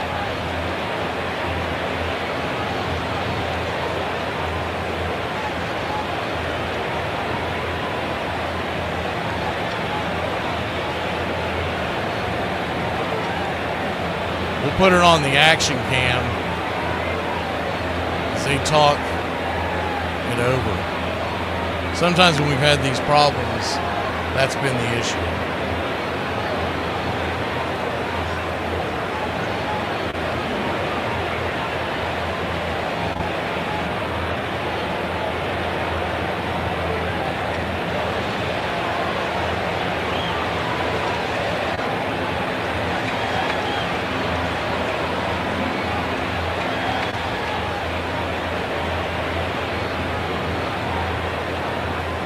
So right now what's going on, because you can't see it because they're not picking it up on the action cam, is Blue Jays manager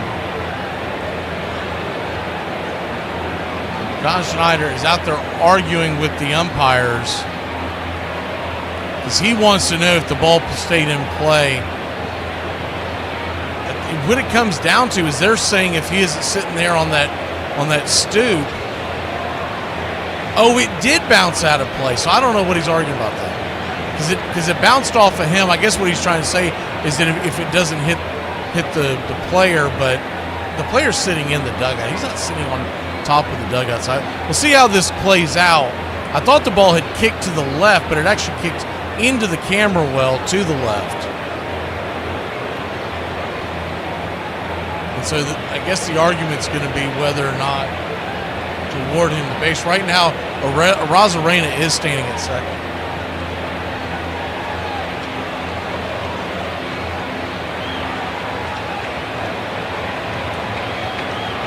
3-3 your score.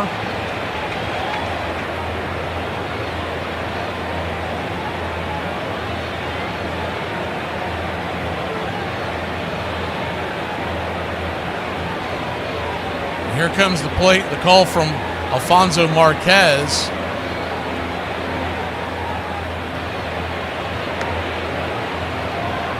And it looks like they're going to go ahead and give him the base, and with that, Cal Raleigh is going to intentionally walk.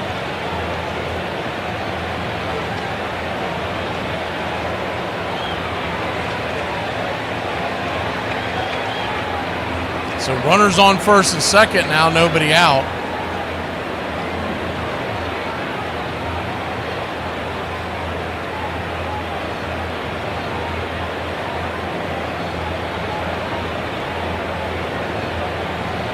Interesting that they're going to do this because you got a tie ball game and you're putting an extra runner on base, but that's going to be it for Yesevich. We'll be back in a flash. 3-3, top of the fifth. And Julio Rodriguez coming to the plate, who's already belted a 3-run home run. So I was on my way home the other day and I seen this homeless man. I stopped to check on him. He said, "Hey, bud, you couldn't spare a couple dollars, could you?" I opened my wallet and had $2 in. I said, "Yeah, I got $2 here," and went to hand it to him, and I stopped and I said, "Hey, I'm just curious, you gonna spend this money on alcohol, are you?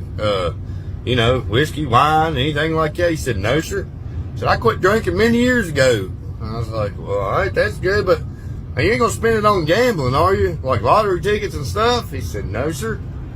I quit that gambling years ago. I'm just trying to get day by day, man. Every little bit helps." I said, "All right, well, you ain't gonna spend it on them there drugs, are you? Cocaine, marijuana, methamphetamines?" He said, "No, I give up doing the drugs too, bud." He said, "I'm just trying to get myself together." I said, all right, well, hold on. You know what? I'm gonna take this $2 back home, and I'm just gonna take you with me.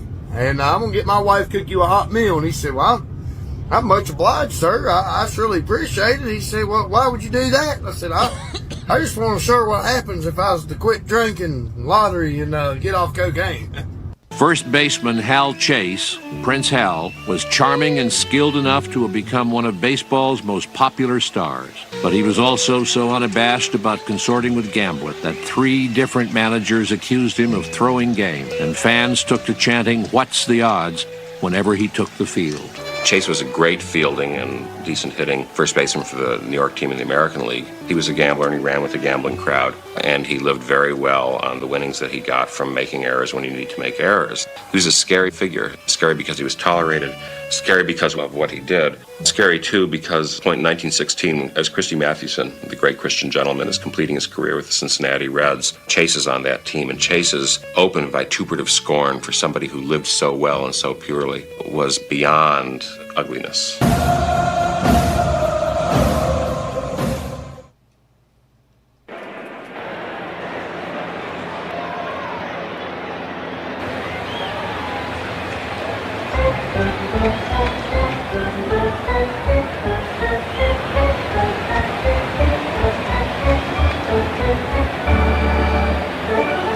Welcome back. I believe Varland, the right-hander, is going to come in, face Rodriguez. First pitch on the way.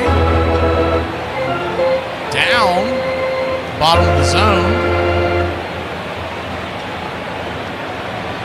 It's 0-1. Runners at first and second, nobody out. The 0-1 in the dirt. 1-1. Infield back into the left.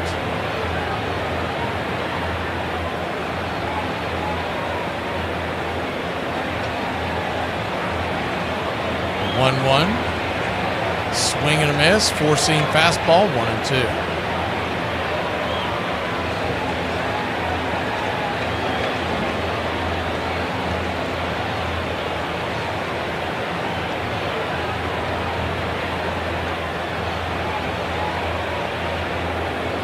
So 1-2 count. High and out of the zone. 99 miles an hour, 2-2. Trying to keep them where they're at.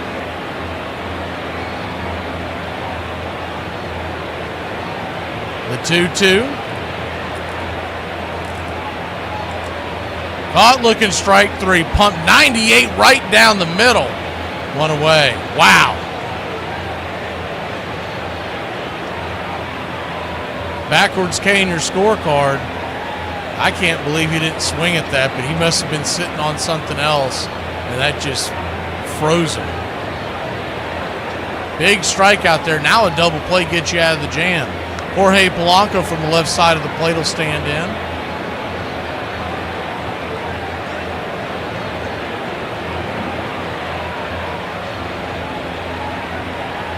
First pitch on the way is 98 miles an hour outside the zone. High and wide, it's 1-0.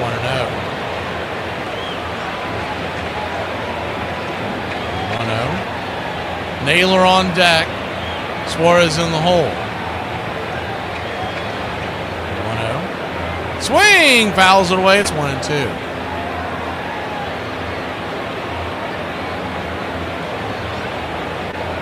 So a 1-2 count.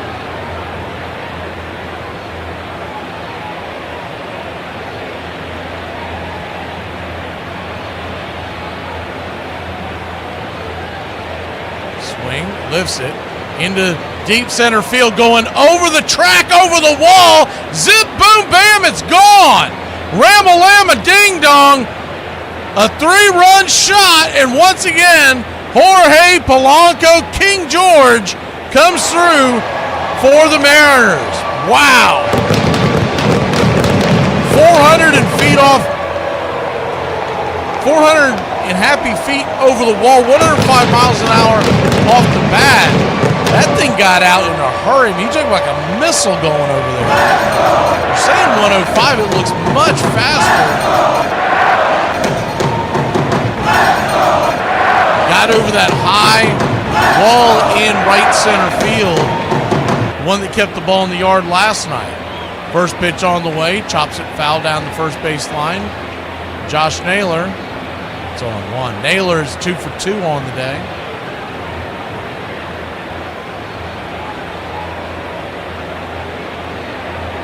The 0-1 in the dirt, 1. So 1-1 count.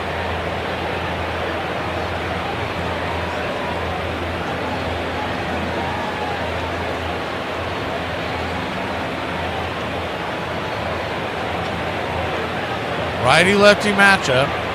You're pulling for Toronto. This game is far from over. We've seen runs come in bunches. We're into the bullpens now. Huge game here for Toronto. They've got to tie this series up. The 1-1 in the dirt 2-1. They do not want to go back to Seattle down 2. 3 games consecutively out west. The 2-1 chops it in the dugout,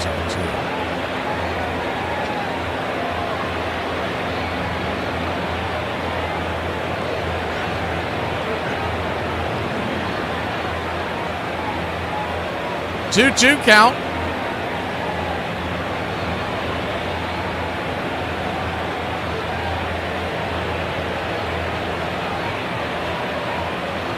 That's a stat there. 6 of Polanco's 7 hits have driven in runs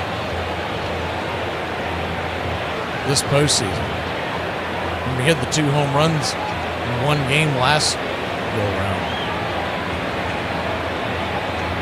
2-2 count. 1 down. Nobody on after the 3-run home run by Polanco.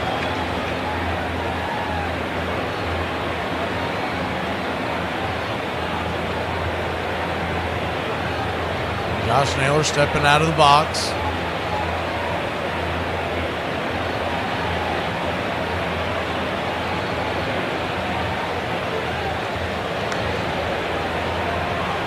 The 2-2. Brings it. Swing and a miss, strike 3, 2 away. Good pitch.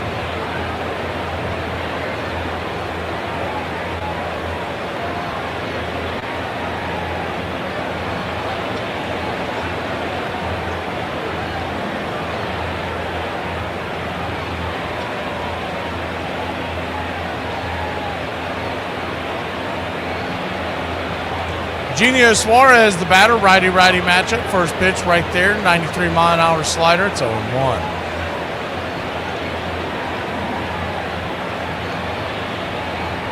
Suarez 0 for 2 at the strikeout and the line out. The 0-1, swing and a miss, chase the knuckle curve, down and away. It's 0-2. 0-2 count.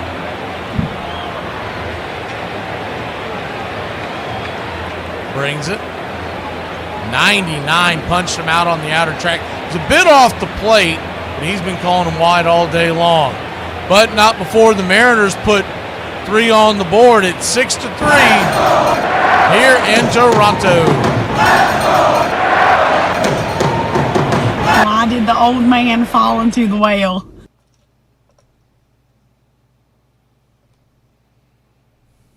Why did the old man fall into the well? Because he couldn't see that well. Hey, Braves Country, I'm Mac McGee. Join us for Pitch by Pitch, Play by Play, the classic call of Braves Country baseball. We're bringing you Atlanta Braves baseball all year long. Jump into our pregame show, Braves Country Today, just before first pitch. Stick around for the postgame show, Braves Country Tonight, where we will open up the phone lines and react to your calls or your comments all year long. That's Braves Country Radio, pitch by pitch, play by play, your home for the classic call of Braves Country baseball. We're in place, Buford. Buford, you listening? Now get this. That's when the subcommittee had to reallocate the funds, and then Lou Gehrig hit his first career home run on September 27, 1923. He hit his final home run on September 27, 1938. In total, he hit 5 home runs on September 27th. 2 of those came off of Hall of Famer Lefty Grove in 1931 and 1933. One of baseball's most beloved stars was Cleveland pitcher Addie Joss. He was nicknamed the human hairpin because of his height and the exaggerated motion with which he hurled the ball. He had won 20 or more games 4 seasons in a row and was a favorite with fans and players alike. Even opposing players enjoyed hearing him harmonize with Ed Walsh of the Chicago White Sox. But Joss had a terrible secret. He was suffering from meningitis. He struggled through the 1910 season, even pitched a no-hitter without telling anyone. But he collapsed before an exhibition game the following spring. Joss died 11 days later. He was just 31.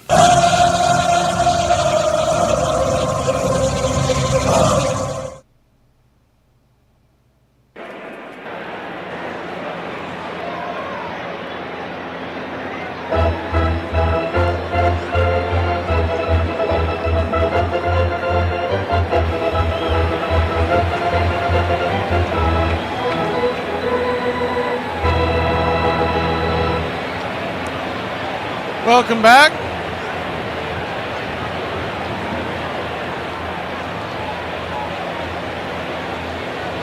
Six to 3 your score. First pitch on the way. Right down the pipe.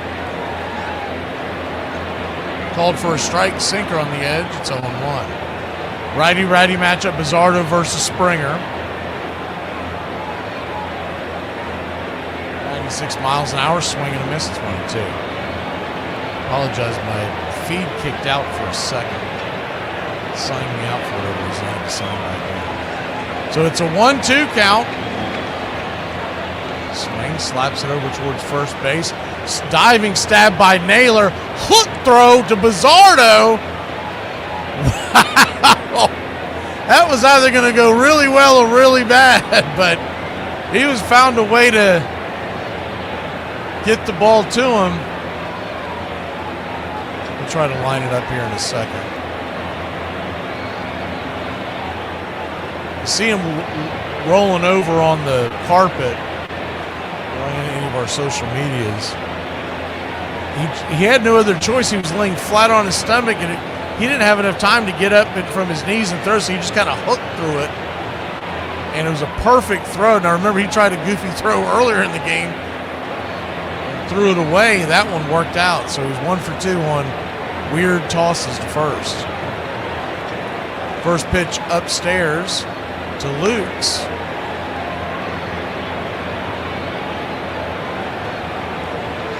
Right there for a strike. It's 0-1. The 0-1.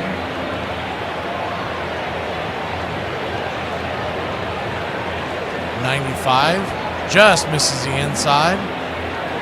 1-1. Keeping the screen back right now because we have had less issues with the screen zipping out on us and on that camera. The 1-1 pitch swung on, banged on the ground, through the carpet and into right field, and that is a leadoff single for the Blue Jays.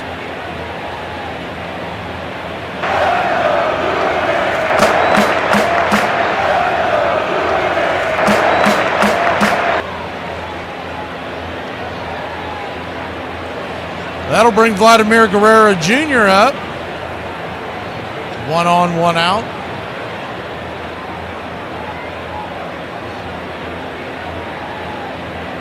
Oh for 2 on the day, takes the first pitch. Right there for a strike, it's 0-1.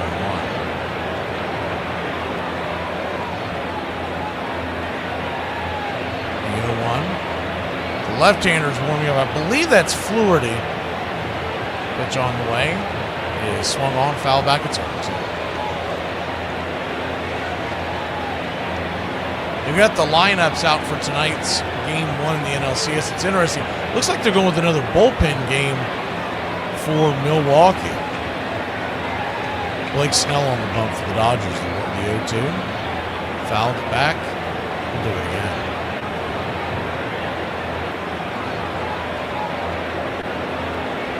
So an 0-2 count.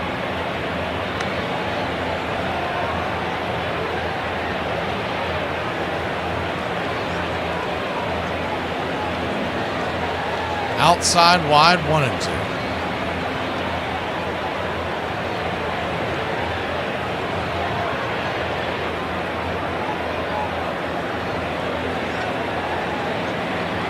One, 2.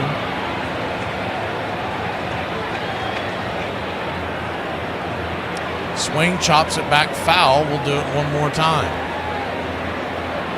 Seattle 6, Toronto 3.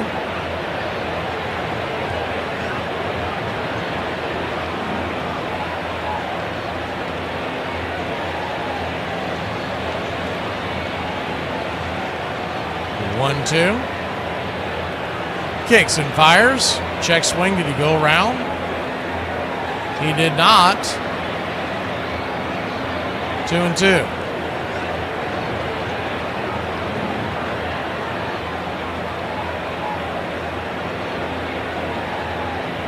Man, that looked like he went, but once again, that's up to umpire's discretion. Pizzardo definitely doesn't like it. The 2-2 pitch. Swing, chops it into the infield. Pizzardo grabs it just off the bump. He'll fire it to first. And it's a 3-1, 2 down.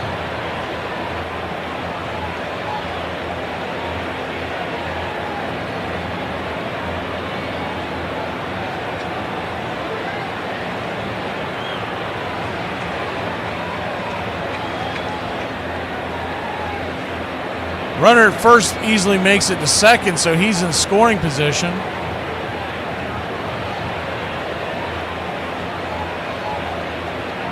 First pitch on the way to Barger. Addison Barger fouls it straight back. It's 0-1.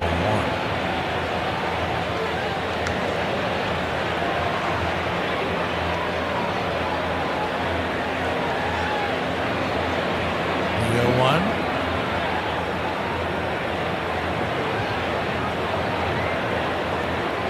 95. I mean, he's not giving anything there, but he's calling it wide when it's a right-hander. That is such an odd thing that Ben May, the home plate umpire, is doing.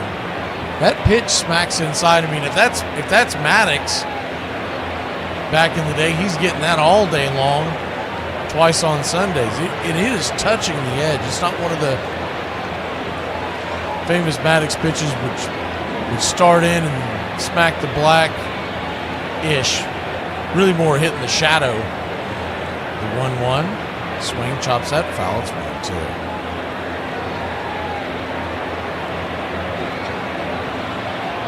One-two count. Runner at second and 2 outs. We're in the bottom of the fifth. Seattle leads at 6-3.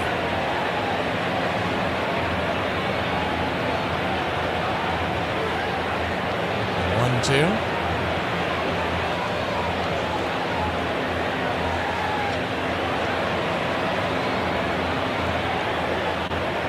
Inside 2-2.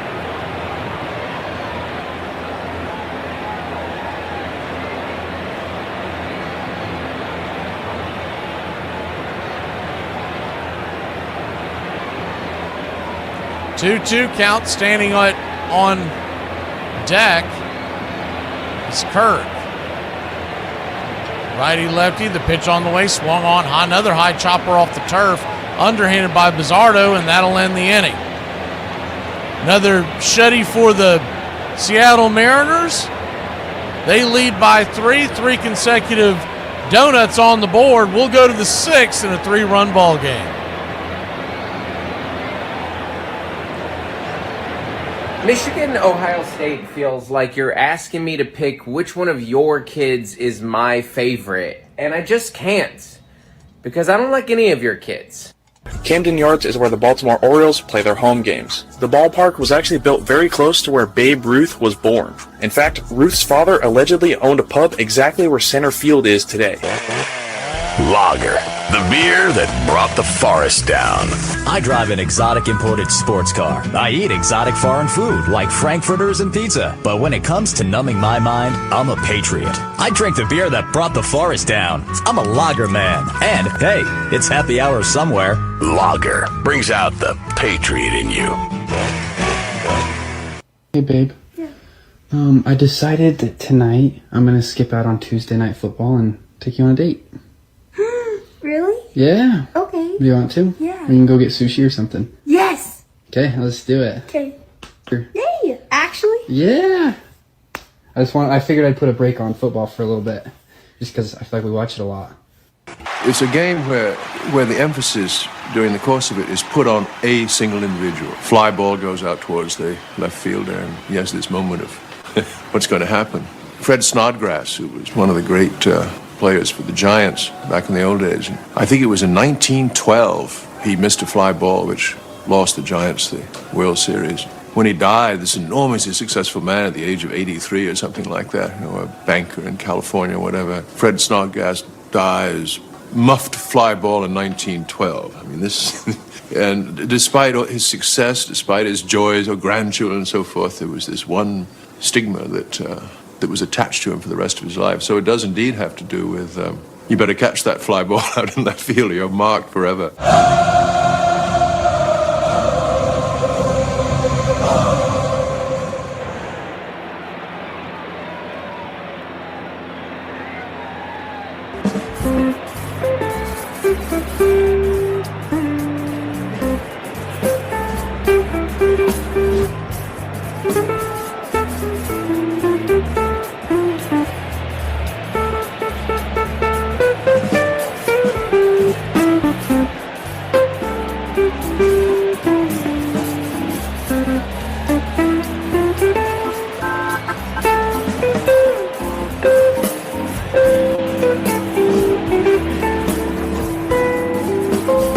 Welcome back.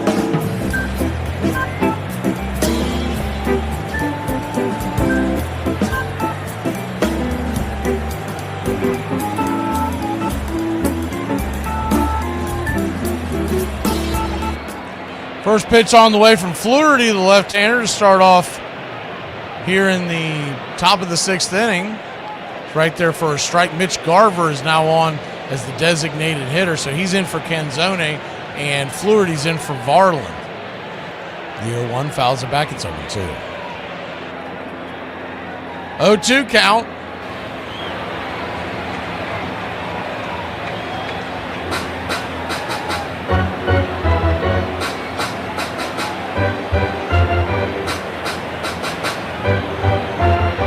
Pitch.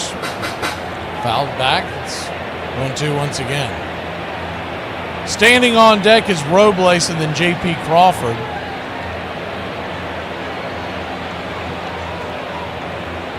Garver, who's got a lot of power, he usually only sees the left-handers. Ex-catcher, the 0-2. Swing, that ball's lifted. High and deep into center field, drifting back on the catch is Varsho. He gets turned around, that ball's going to bang off the wall. That ball's going to keep rolling, and Garver's going all the way to third, a head-first slide, and it's a leadoff triple for the Mariners. I don't know if Varsho lost it at some point. He started to his left, twisted back to his right, and then went back to his left again, and that's usually a disaster, and that's exactly what it was. You kind of lose your bearings, kind of bumped into the wall a little bit, but I don't think that's why he missed it. I think he missed it just because, I don't know if lost sight of it or just couldn't pick it up off the bat. But Garver, who does not have great speed, is now standing at third. First pitch on the way as the infield comes in, swing and a miss to Robles. It's 0-1. Considering what they have been doing, it's a little surprising that they don't put a pinch runner in for Garver as the 0-1, swing and a miss. It's 0-2. He was hustling. He's getting a big high five and laughs out of the dugout from the Mariners side. But he obviously doesn't have the same speed as a couple of the other guys on the bench. The 0-2. Misses high, 1-2.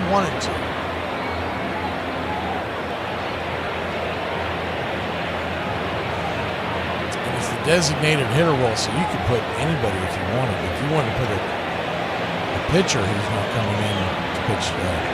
The 1-2 count. Swing, rips that over to third. Atom ball. 5-3 in your scorecard. A two-hopper into the glove. One away. J.P. Crawford will now be the batter, lefty-lefty. Arozarena moves to the on base.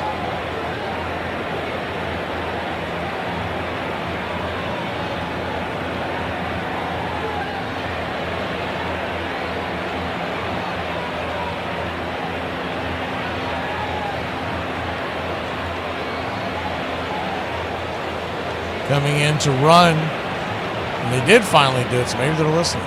Rivas is going to come in and run for Garver. I mean, the only reason why that may not have happened, maybe Rivas was, I don't know, in the restroom or something. Something happened, because it just seemed like it didn't affect that play. He wouldn't run home from third anyways. Remember, Rivas came in the other night and had a couple of hits, so you're not losing a ton as a designated hitter, and he's a lot faster. Pitch to Crawford. Cutter misses inside. It's 1-0. Does open up a couple of possibilities. You could drop a drag bunt. But any kind of a Baltimore chopper, he's going to score for sure. 1-0. Swing, fouls it away. Infield is in on the turf.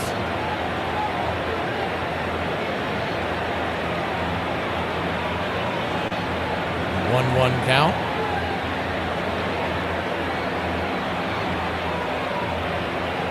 Down and away. 2-0.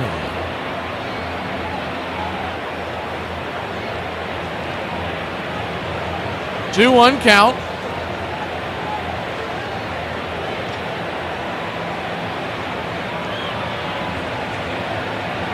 Swing, slices it foul, 2-2.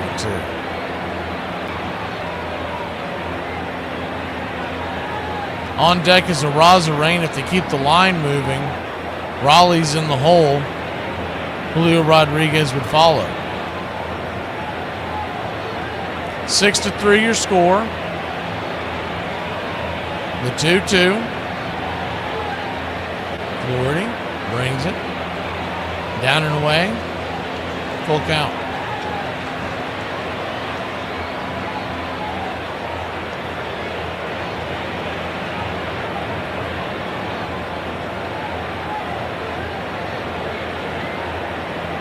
Three-two, runner at third. One out. Payoff pitch. Swing! Pops that back. Off of the mask of Alejandro Kirk, and it bounced off his glove. He didn't make much of an effort. The ball must have hit something else that would have put it out of play. There must be a wire or something hanging up there because it came back down really quickly. When it came out, he didn't even make an effort to try to catch it. Something we don't see him play. Full count. JP just trying to find any way to get the runner home. Payoff pitch.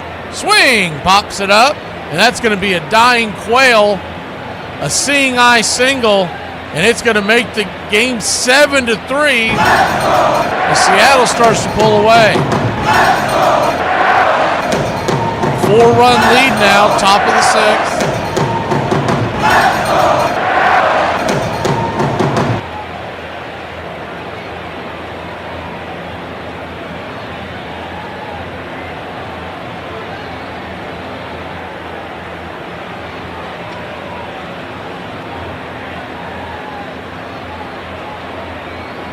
And that's going to do it for Fluharty. They're going to go ahead and make a pitching change. We'll be back in a flash. It's a 4-run game. We're going to start getting you set for game number 1 of the NLCS. More on that when we return.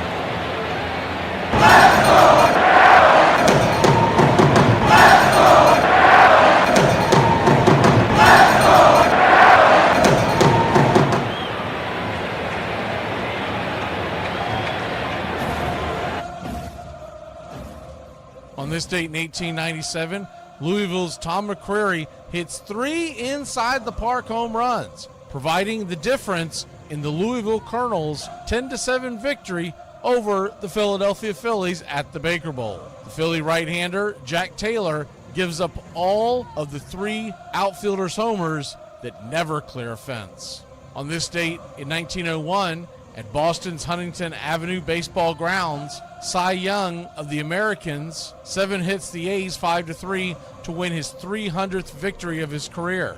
The 34-year-old will win an additional 211 games and establishing an amazing major league record of 511 wins. And on this date in 1910, the legendary verse detailing the Cubs' double play combination of Tinkers to Evers to Chance, entitled That Double Play Again, is published for the first time. When the New York Evening Mail republishes the same poem 6 days later, the newspaper will use the title by which the poem is best known for now, Baseball's Saddest Lexicon. And that's your Braves Country Radio on this date in baseball history. Find us on YouTube and Facebook today.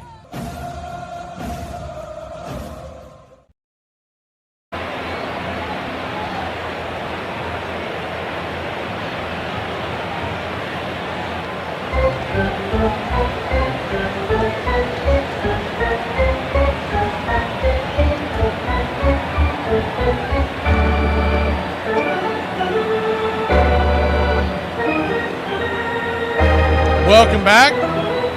Righty-righty matchup as Rosarena comes to the plate. Pitcher on the bump for the Toronto Blue Jays. The right-hander Braden Fisher, 6'4", 180 pounds. The pitch is fouled back.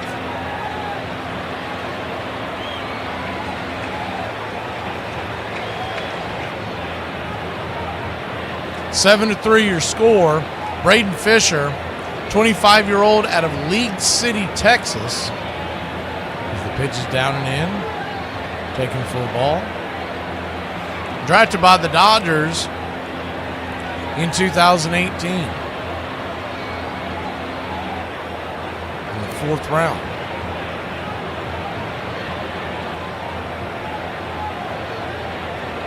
1-2. Fouls it back. We'll do it again.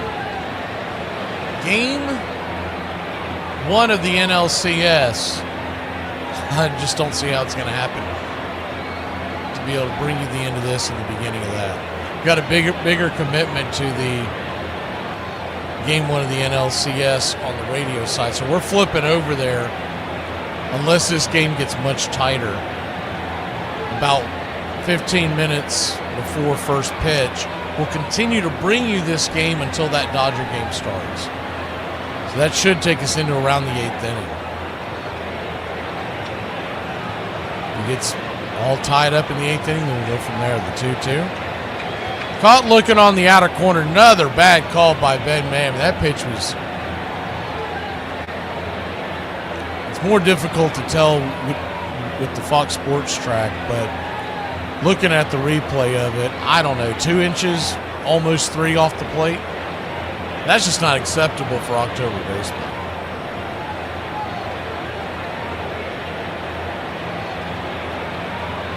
First pitch swinging by Cal Raleigh is bombed into the top deck, but it'll go foul. Man, did he get a hold of that one? It's 0-1. Fisher's got to tighten that up. He hung that thing over. That was a good old-fashioned cement mixer. Just couldn't keep it straight. 0-1. 96 high and out of the zone. 1. So 1-1 count.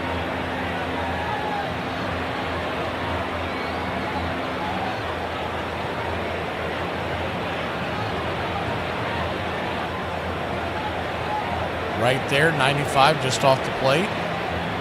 1-2.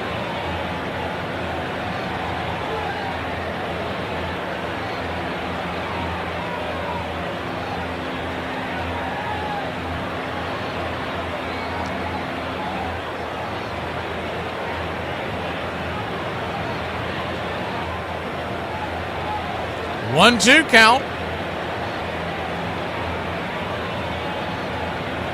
Fans at their feet trying to root on Fisher. Cal Raleigh, runner at first. One swing could really put a dent into that scoreboard. The 1-2, down and in, 2-2. Did he go around? He did not. Third base umpire DJ Rayburn says he held up.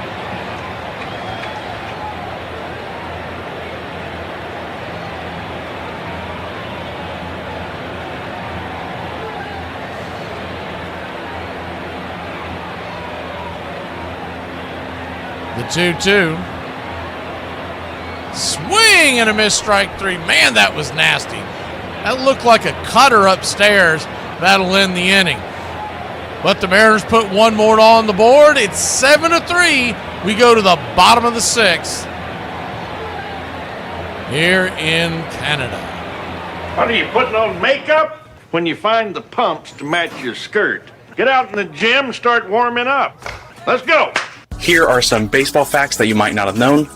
Kevin Youkilis is known for having a very interesting batting stance. He's also known for working a lot of walks and having a great mindset at the plate. Over his 10-year career, he had 297 plate appearances that went to a 3-0 count, and every single time he didn't swing the bat. Francisco Liriano, in 2012 he signed a deal with the Pirates, but the contract was quickly voided. This is because he broke his arm trying to scare his kids on Christmas, but the deal went through a few months later. Armchair.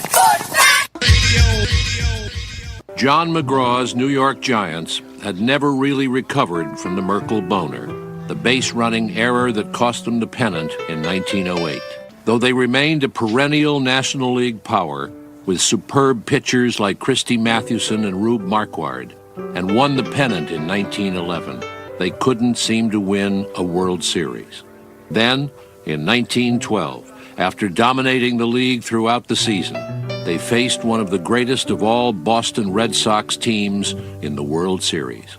The Red Sox had won 105 games, an American League record, and their intimidating lineup included Harry Hooper, Tris Speaker, and a dazzling fastball pitcher named Smokey Joe Wood. Smokey Joe Wood was a pitcher who, though not remembered nearly as well as Walter Johnson, was at his peak his equal, and such that in the 1912 season they both had these extraordinary streaks of winning 16 consecutive games. When he was at his prime, it was Walter Johnson who said of him, "There's no man alive throws as hard as Smokey Joe would."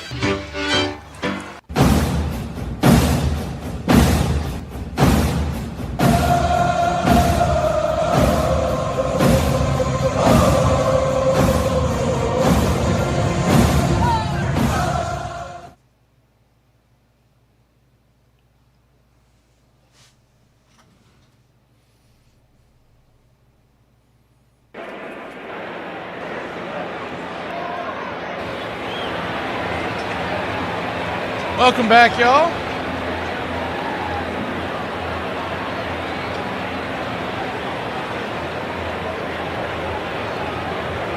Jason's taking me out of timeouts. Good to see you, Paul and John and Bobby. It's a long story. I'm sure most of y'all don't know what's going on. It's a long story. It's more of the, what would you call it? Not the can. It wasn't the straw that broke it. It was the camel that broke the straws back. Carlos Vargas. He's pretty protective on all his broadcasters, which is appreciated. Carlos Vargas, righty-righty matchup. We started off as the Mariners go back to work with a 4-run lead. Alejandro Kirk takes the first pitch inside.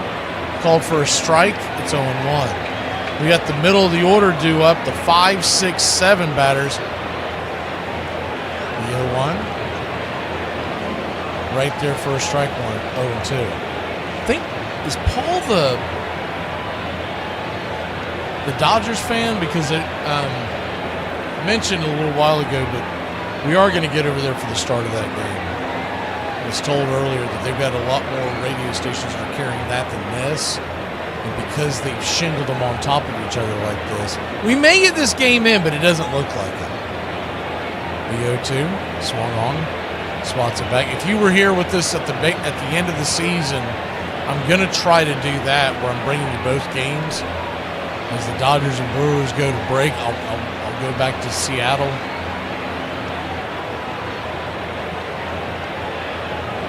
We'll probably keep the video on Dodgers Brewers because they've been having issues the last couple of days on their site. Bringing up that 3D, and I don't want to set off a scud missile somewhere. The 1-2, swing, chops it foul. We'll do it again.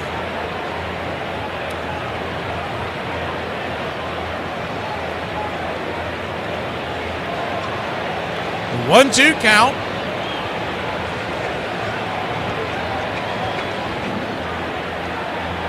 Mariners lead at 7-3. Pitch up top, misses. If you go around, he did not. Must be why we don't have so many people in the chat. We haven't even in the chat at all. I mean, in the views today. It's got to be because of the doubleheader of football. That'll play in quite a bit to Sunday's supposed game as the 2-2 swatted foul. But if Toronto doesn't come back and win this game, there may not be a game. Game 6, I guess that would be. The 2-2 count. Swing, chops it over to second. It's going to be a 4-3 put out. And away.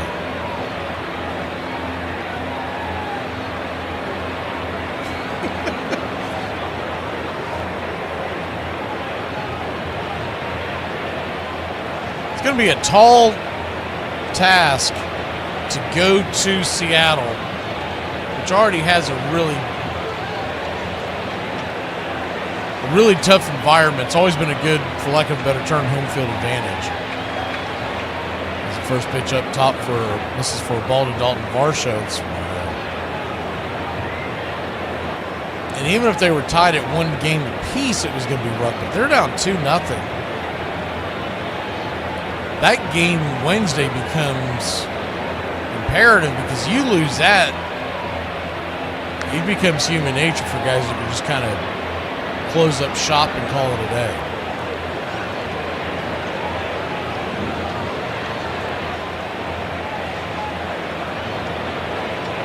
So 2-0 count. Righty-lefty matchup, infield back and to the right. The pitch, swing, chops it, foul, 2-1.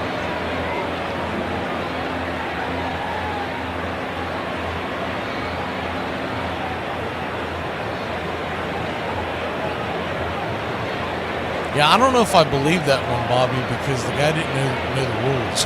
The 2-1 swing and a miss, 2-2. He was asking whether or not a pitcher could come back into the game after they left, but was stressing about a $700 bet. And I'm like, I don't know if a lot of these things that come in the chat, I take it with a grain of salt, especially with the gambling, because a lot of the folks just like to brag that they got money on something, but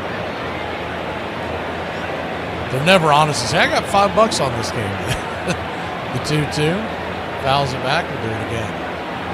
It's always some astronomical number.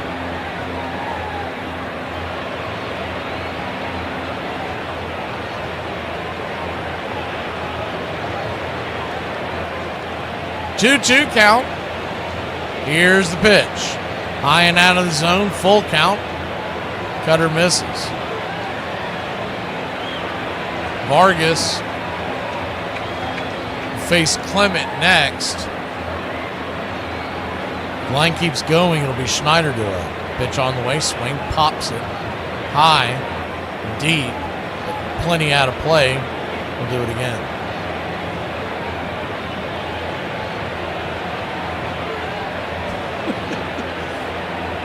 $1 million. The full count offering, swing, that ball's lifted high and deep into right field, going back on the track, making the catch at the wall is Victor Robles for a loud out number 2. Just feels like this Toronto crowd is ready to explode. They just need something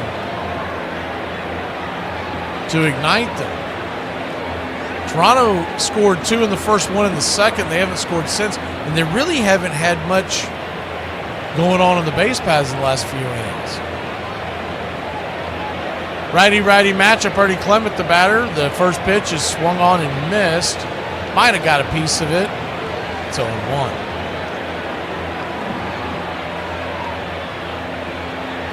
The 0-1. Swing, chops it down the third baseline. It's 0-2. We did used to have a guy, I think it was last year. He was in here the entire postseason. I wish I could remember his name. But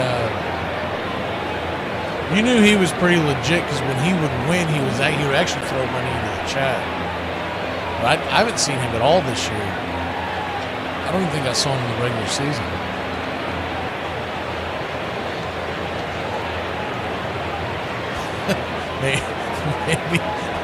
Maybe the gambling got the best of him. Maybe something spiraled. I don't know.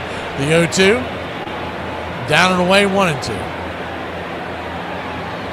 The 1-2 count.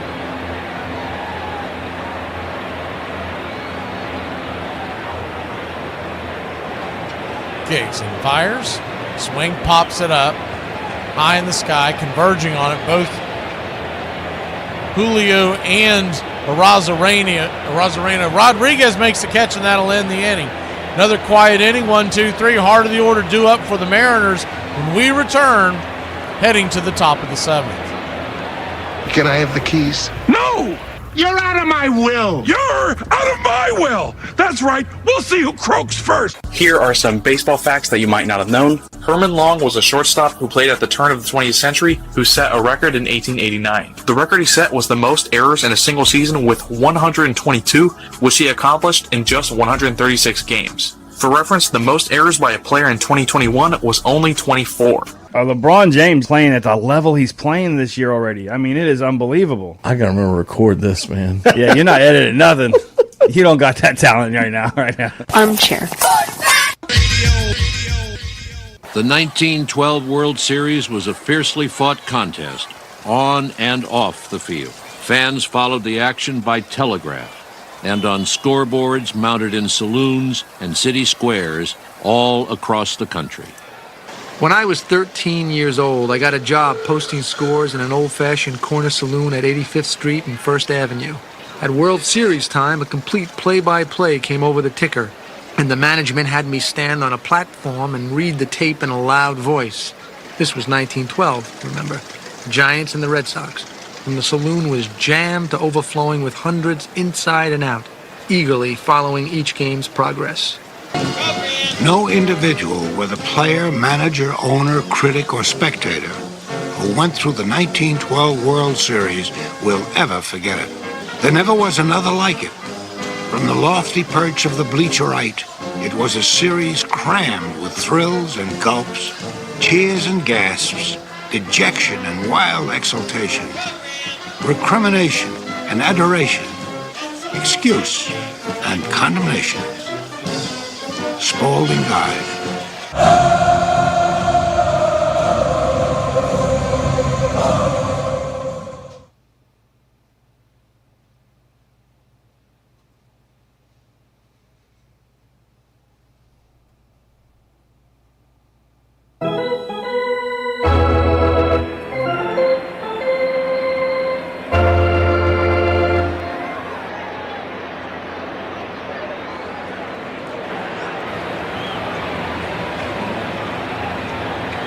Welcome back, y'all.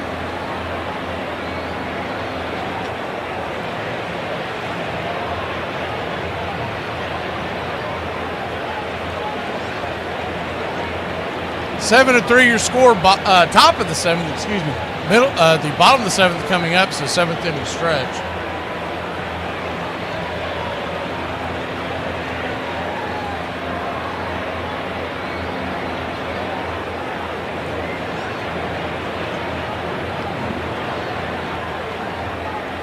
Julio Rodriguez takes first pitch for a strike. It's 0-1. The 0-1 righty-righty matchup. Fires it high and out of the zone. 1-1. Try to go down there. You can see it a little better. We just had bad luck with that. The 1-1 chopped off the plate. 1-2.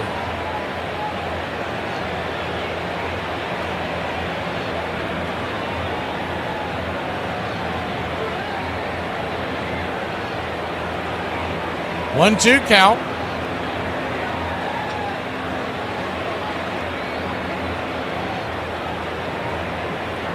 We'll be heading over to Dodgers versus Brewers shortly. Game 1 of the NLCS. 1-2. Swing. Pops it back foul.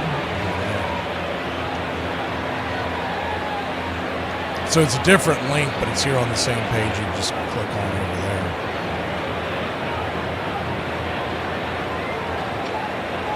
1-2 count. The pitch. Caught looking strike 3. Curve ball, dropped it at the top shelf. Buckled Julio. 1 away. Good to see you ready, 70.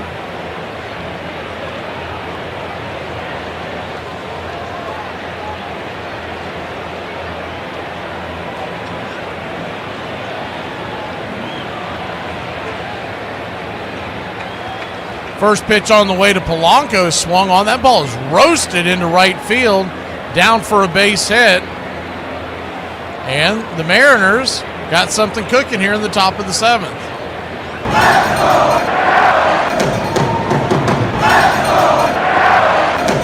Polanco right now probably be your player of the game. 2 for 4 now. Julio and he both with 3-run home runs. As Julio's 1 for 3.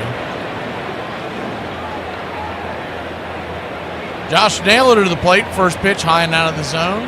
It's 1-0. He is 2 for 3 in his own right.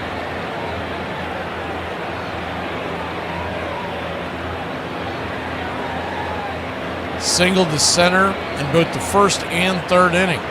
Struck out his last time out. 1-0. High and out of the zone. Curveball misses 2. As far as the pitcher on the mound, Fisher, he's thrown 19 pitches. So I'm sure Schneider's keeping an eye on that in the dugout. We did see him pick up the phone a little while ago. 2-0. Drops the curveball right there, too.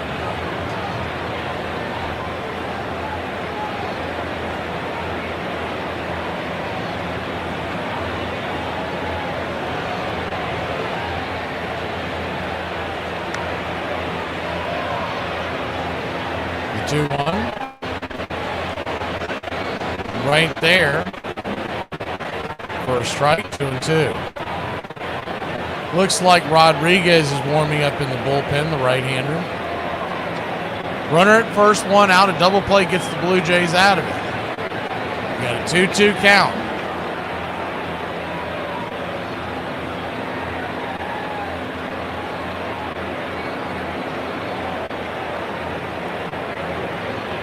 The 2-2.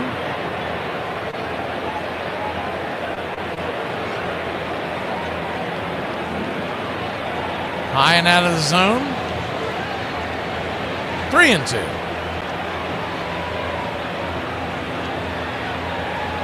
Full count.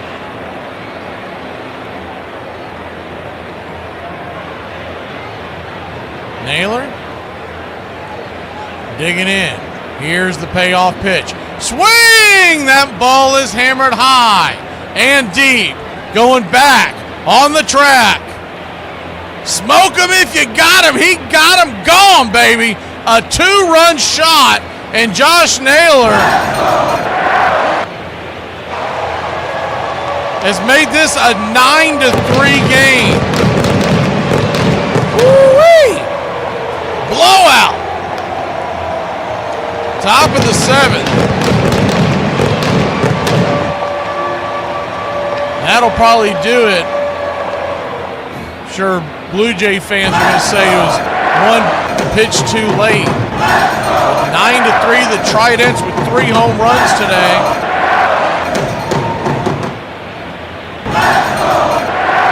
We'll head to break. We'll be back in a flash. Bullpen doors swinging wide open again here in Toronto. It's 9-3. Seattle trying to grab a 2-0 lead. So here's what I think you should do. You should write letters to all the people in your life who have wronged you, but who you don't want to have in your life anymore, and then throw them in the fire and burn them. Okay, but what do I do with the letter? What would you say is your #1 holiday film that you have to watch every year? My favorite holiday film, you know what? It's got to be Elf. Because once again, Jon Favreau, I don't know if I'm saying it right, and Will Ferrell just knocking it out the park. Could have said your own movie. Do I have a Christmas movie? Which one is mine? Oh, The Holiday! Obviously The Holiday. Nancy Myers, genius. Let's do this. We're baseball players. I'm gonna buy a brand new wood bat, take one swing, and it's gonna snap. We're baseball players. I spend more time warming up than I actually do playing catch. We're baseball players. We're all addicted to caffeine. We're baseball players. I'm gonna overthrow you in catch play and say, that's my bad. But in reality, don't care. We're baseball players. We wear Oakleys everywhere we go because how are you gonna know I'm raw at baseball? We're baseball players. I'm gonna go down looking on 3 pitches, and when the dugout asks how the pitcher was, I'm gonna say he sucks. We're baseball players. I'm gonna bring a fresh bag of seeds to the game, and they're gonna be gone by the end. We're baseball players. We're gonna reference the movie Benchwarmers anytime we get a chance. What are you doing? Eating day-old donuts. My friend Terrence, he's the manager. He leaves them out back for me. Why? It's called eating your feelings, ass bag. Mom's gonna walk into the bus till I'm 40, all right? If you ever want to break into Randy Johnson's house, you might want to think again. When being interviewed about gun violence in 1995, Johnson was quoted as saying, "I don't own a gun, but I keep a bag of baseballs near our bed. If someone breaks in, they better be wearing a batting helmet because I'm going to throw out their head." For over half a century, I've had to live with the fact that I dropped a ball in a World Series. Oh yes, you're the guy that dropped that fly ball, aren't you? For years and years, whenever I'd be introduced to somebody, they'd start saying something and then stop, you know. Afraid of hurting my feelings. John McGraw felt so bad for his center fielder that he raised Snodgrass's salary $1,000.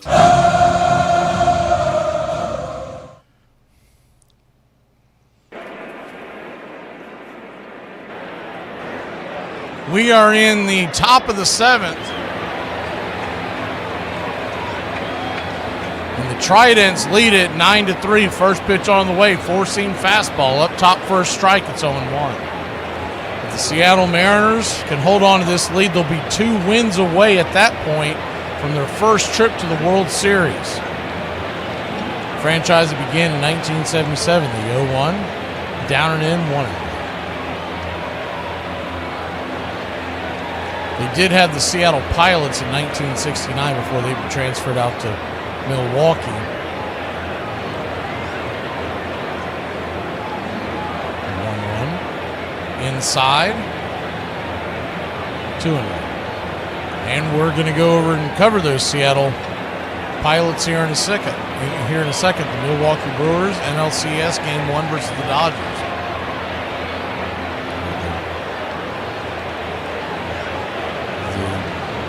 The 2-1 misses 3-1. Or if you preferred, the Seattle Pilots versus the Brooklyn Bridegrooms. 3-1 count. One out. Rodriguez trying to put out the fire. The pitch. Nowhere near the zone. Ball 4.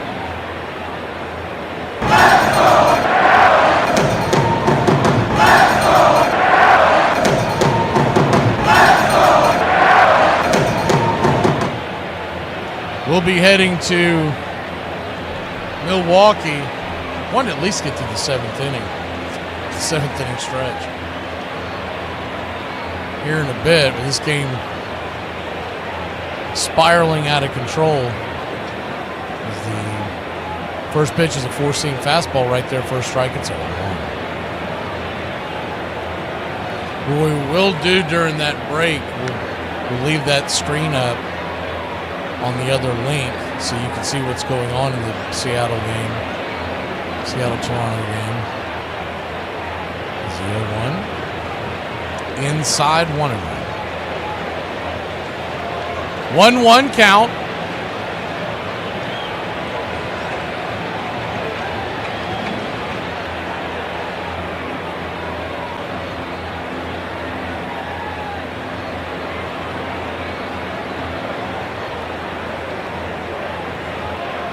Outside wide.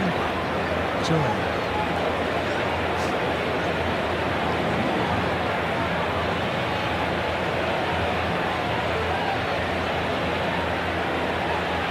The 2-1 pitch. Runner at first, 1 out. And Rodriguez works slow for nowadays. Pitch inside, 3-1. He walked the first man.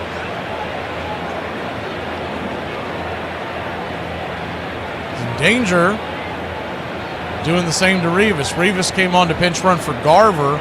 Came home to score after Garver's pinch hit tripled 3-1. Just smacks the black on the outer edge. Full count.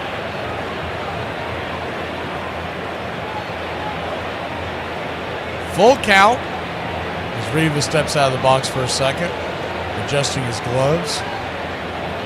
Nomar Garcia-Parra style.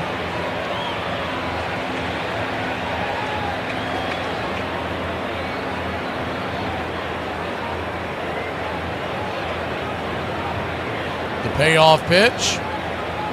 In the dirt, ball 4. So he'll head on down to first.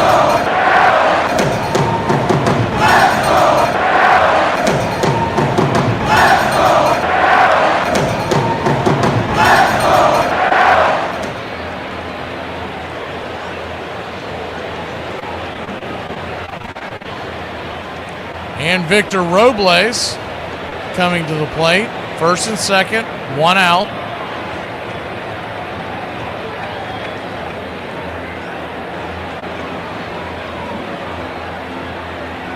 First pitch on the way is called for a low strike on the outer edge, off the edge. Sorry. That may be, man, you're down 9-3. You walked 2. Let's go ahead and give you a strike. Wasn't egregious, but it definitely was out of the zone. The 0-1. In the dirt, 1 out. Trying to do something for y'all this fall, and I don't know if we can pull it off, but if we can, because the problem is finding it, because they've been incredibly, what's the best word, inconsistent about their broadcasts during the offseason, but is the 1-1 down and in 2-1. Just to try to keep my iron sharp, I want to try to find Arizona Fall League ball to call. But the problem is MLB Network has been the only place you can find it, and then it becomes a chore to know when they're showing the games because they just pop up out of nowhere. Is it 2-1? Down and away? 3-1. I did notice the last couple of days, too, that And I don't know if y'all have noticed the same thing, but those of y'all that have MLB on the app, they've been doing MLB Network for as long as I can remember the last couple of years. It's a 3-1. Down below the knees, ball four, and he has walked the bases loaded. Good Lord. Ducks all over the pond.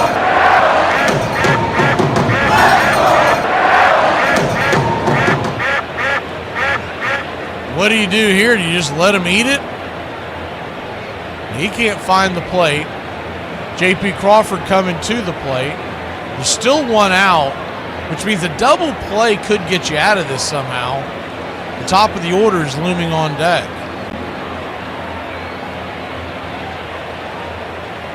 But MLB Network had been running on the MLB app for the last few years, and the last couple of days, it's nowhere to be found. I don't know if that had anything to do with the ESPN takeover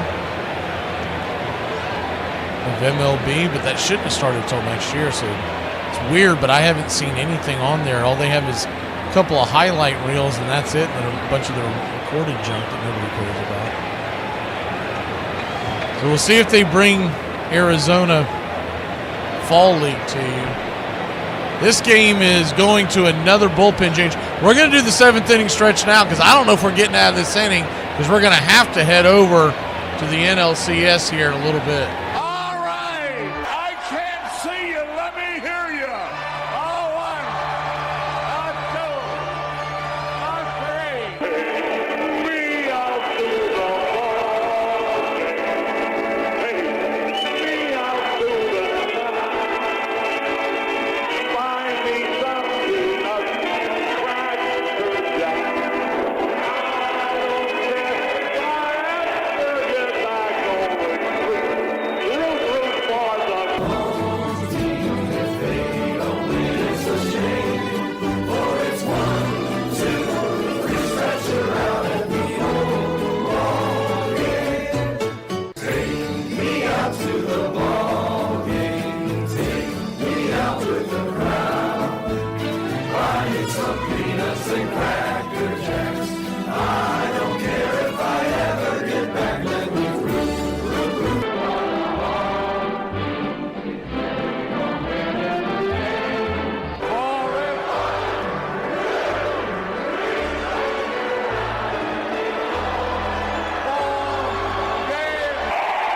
You sound better tonight.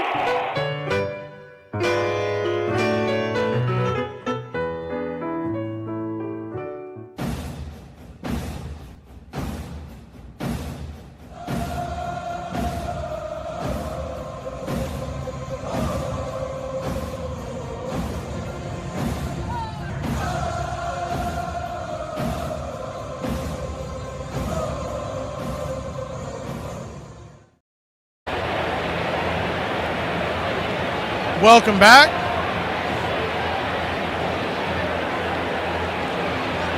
You're confused. Well, you should be. We haven't quite hit the bottom of the 7th inning, but I don't know if we're going to get out of this before we have to head over to Milwaukee for game 1. There's J.P. Crawford coming in, and it'll be Bassett. Man, we haven't seen Bassett in this postseason. Why has he not been starting? If he's healthy enough, that's weird. First pitch on the way is right there for a strike. It's over. I mean, I know he was much better at the beginning of the year than the end, but you're talking about a guy who's got a 3.96 ERA and 170 innings this year. He's got postseason experience, veteran. He's the 0-1 chop foul too. There's a Blue Jay fan in here that can shed some light on that. I'm all ears. It's strange. I remember seeing that a few days ago that Bassett wasn't ready. But if he was okay today, why didn't he go 2 inside?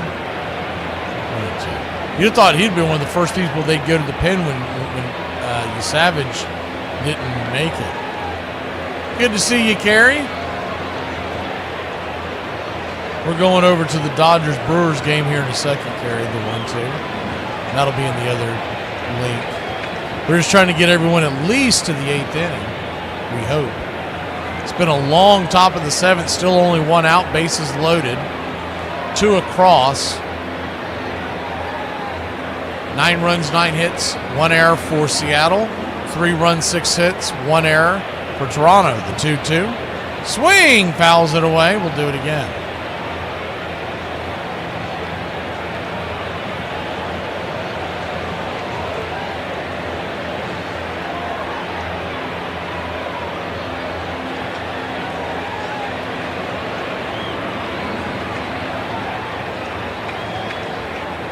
The 2-2 count.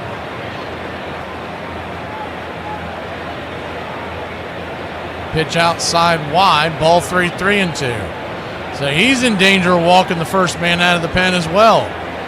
Figure he's going to get something to swing here because you got the top of the order due up. Runners all over the bases. 1 out, the payoff pitch. Swing, fouls it away.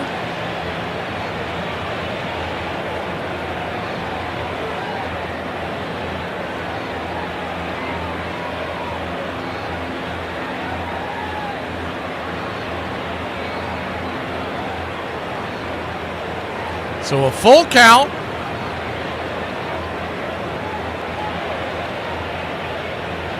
Payoff pitch to Crawford.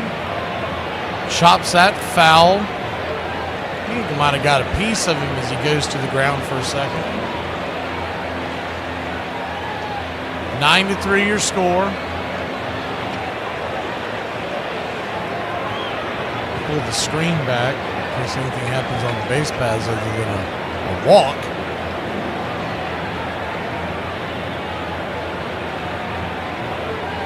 Three, 2. This will be the 9th pitch of the at-bat. Swing!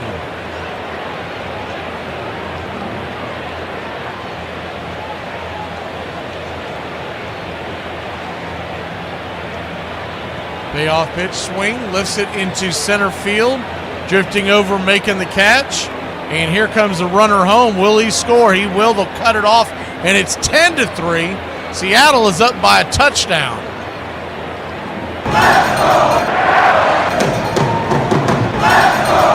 Michael's asking about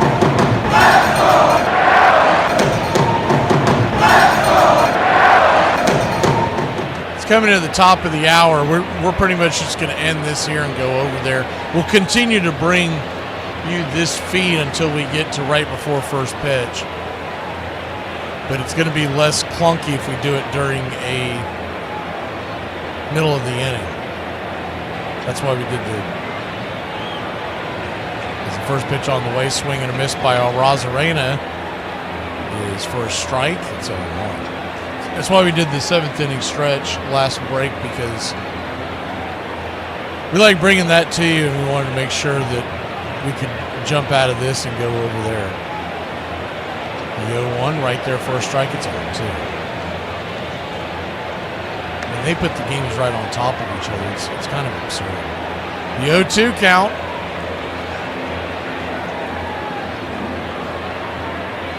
Brings it. Swing and a miss, strike 3, and that will end the inning. That'll end the inning. We'll jump over into Dodgers Brewers feed. We're going to continue this game. Just takes us a second to drop this one and start the other one.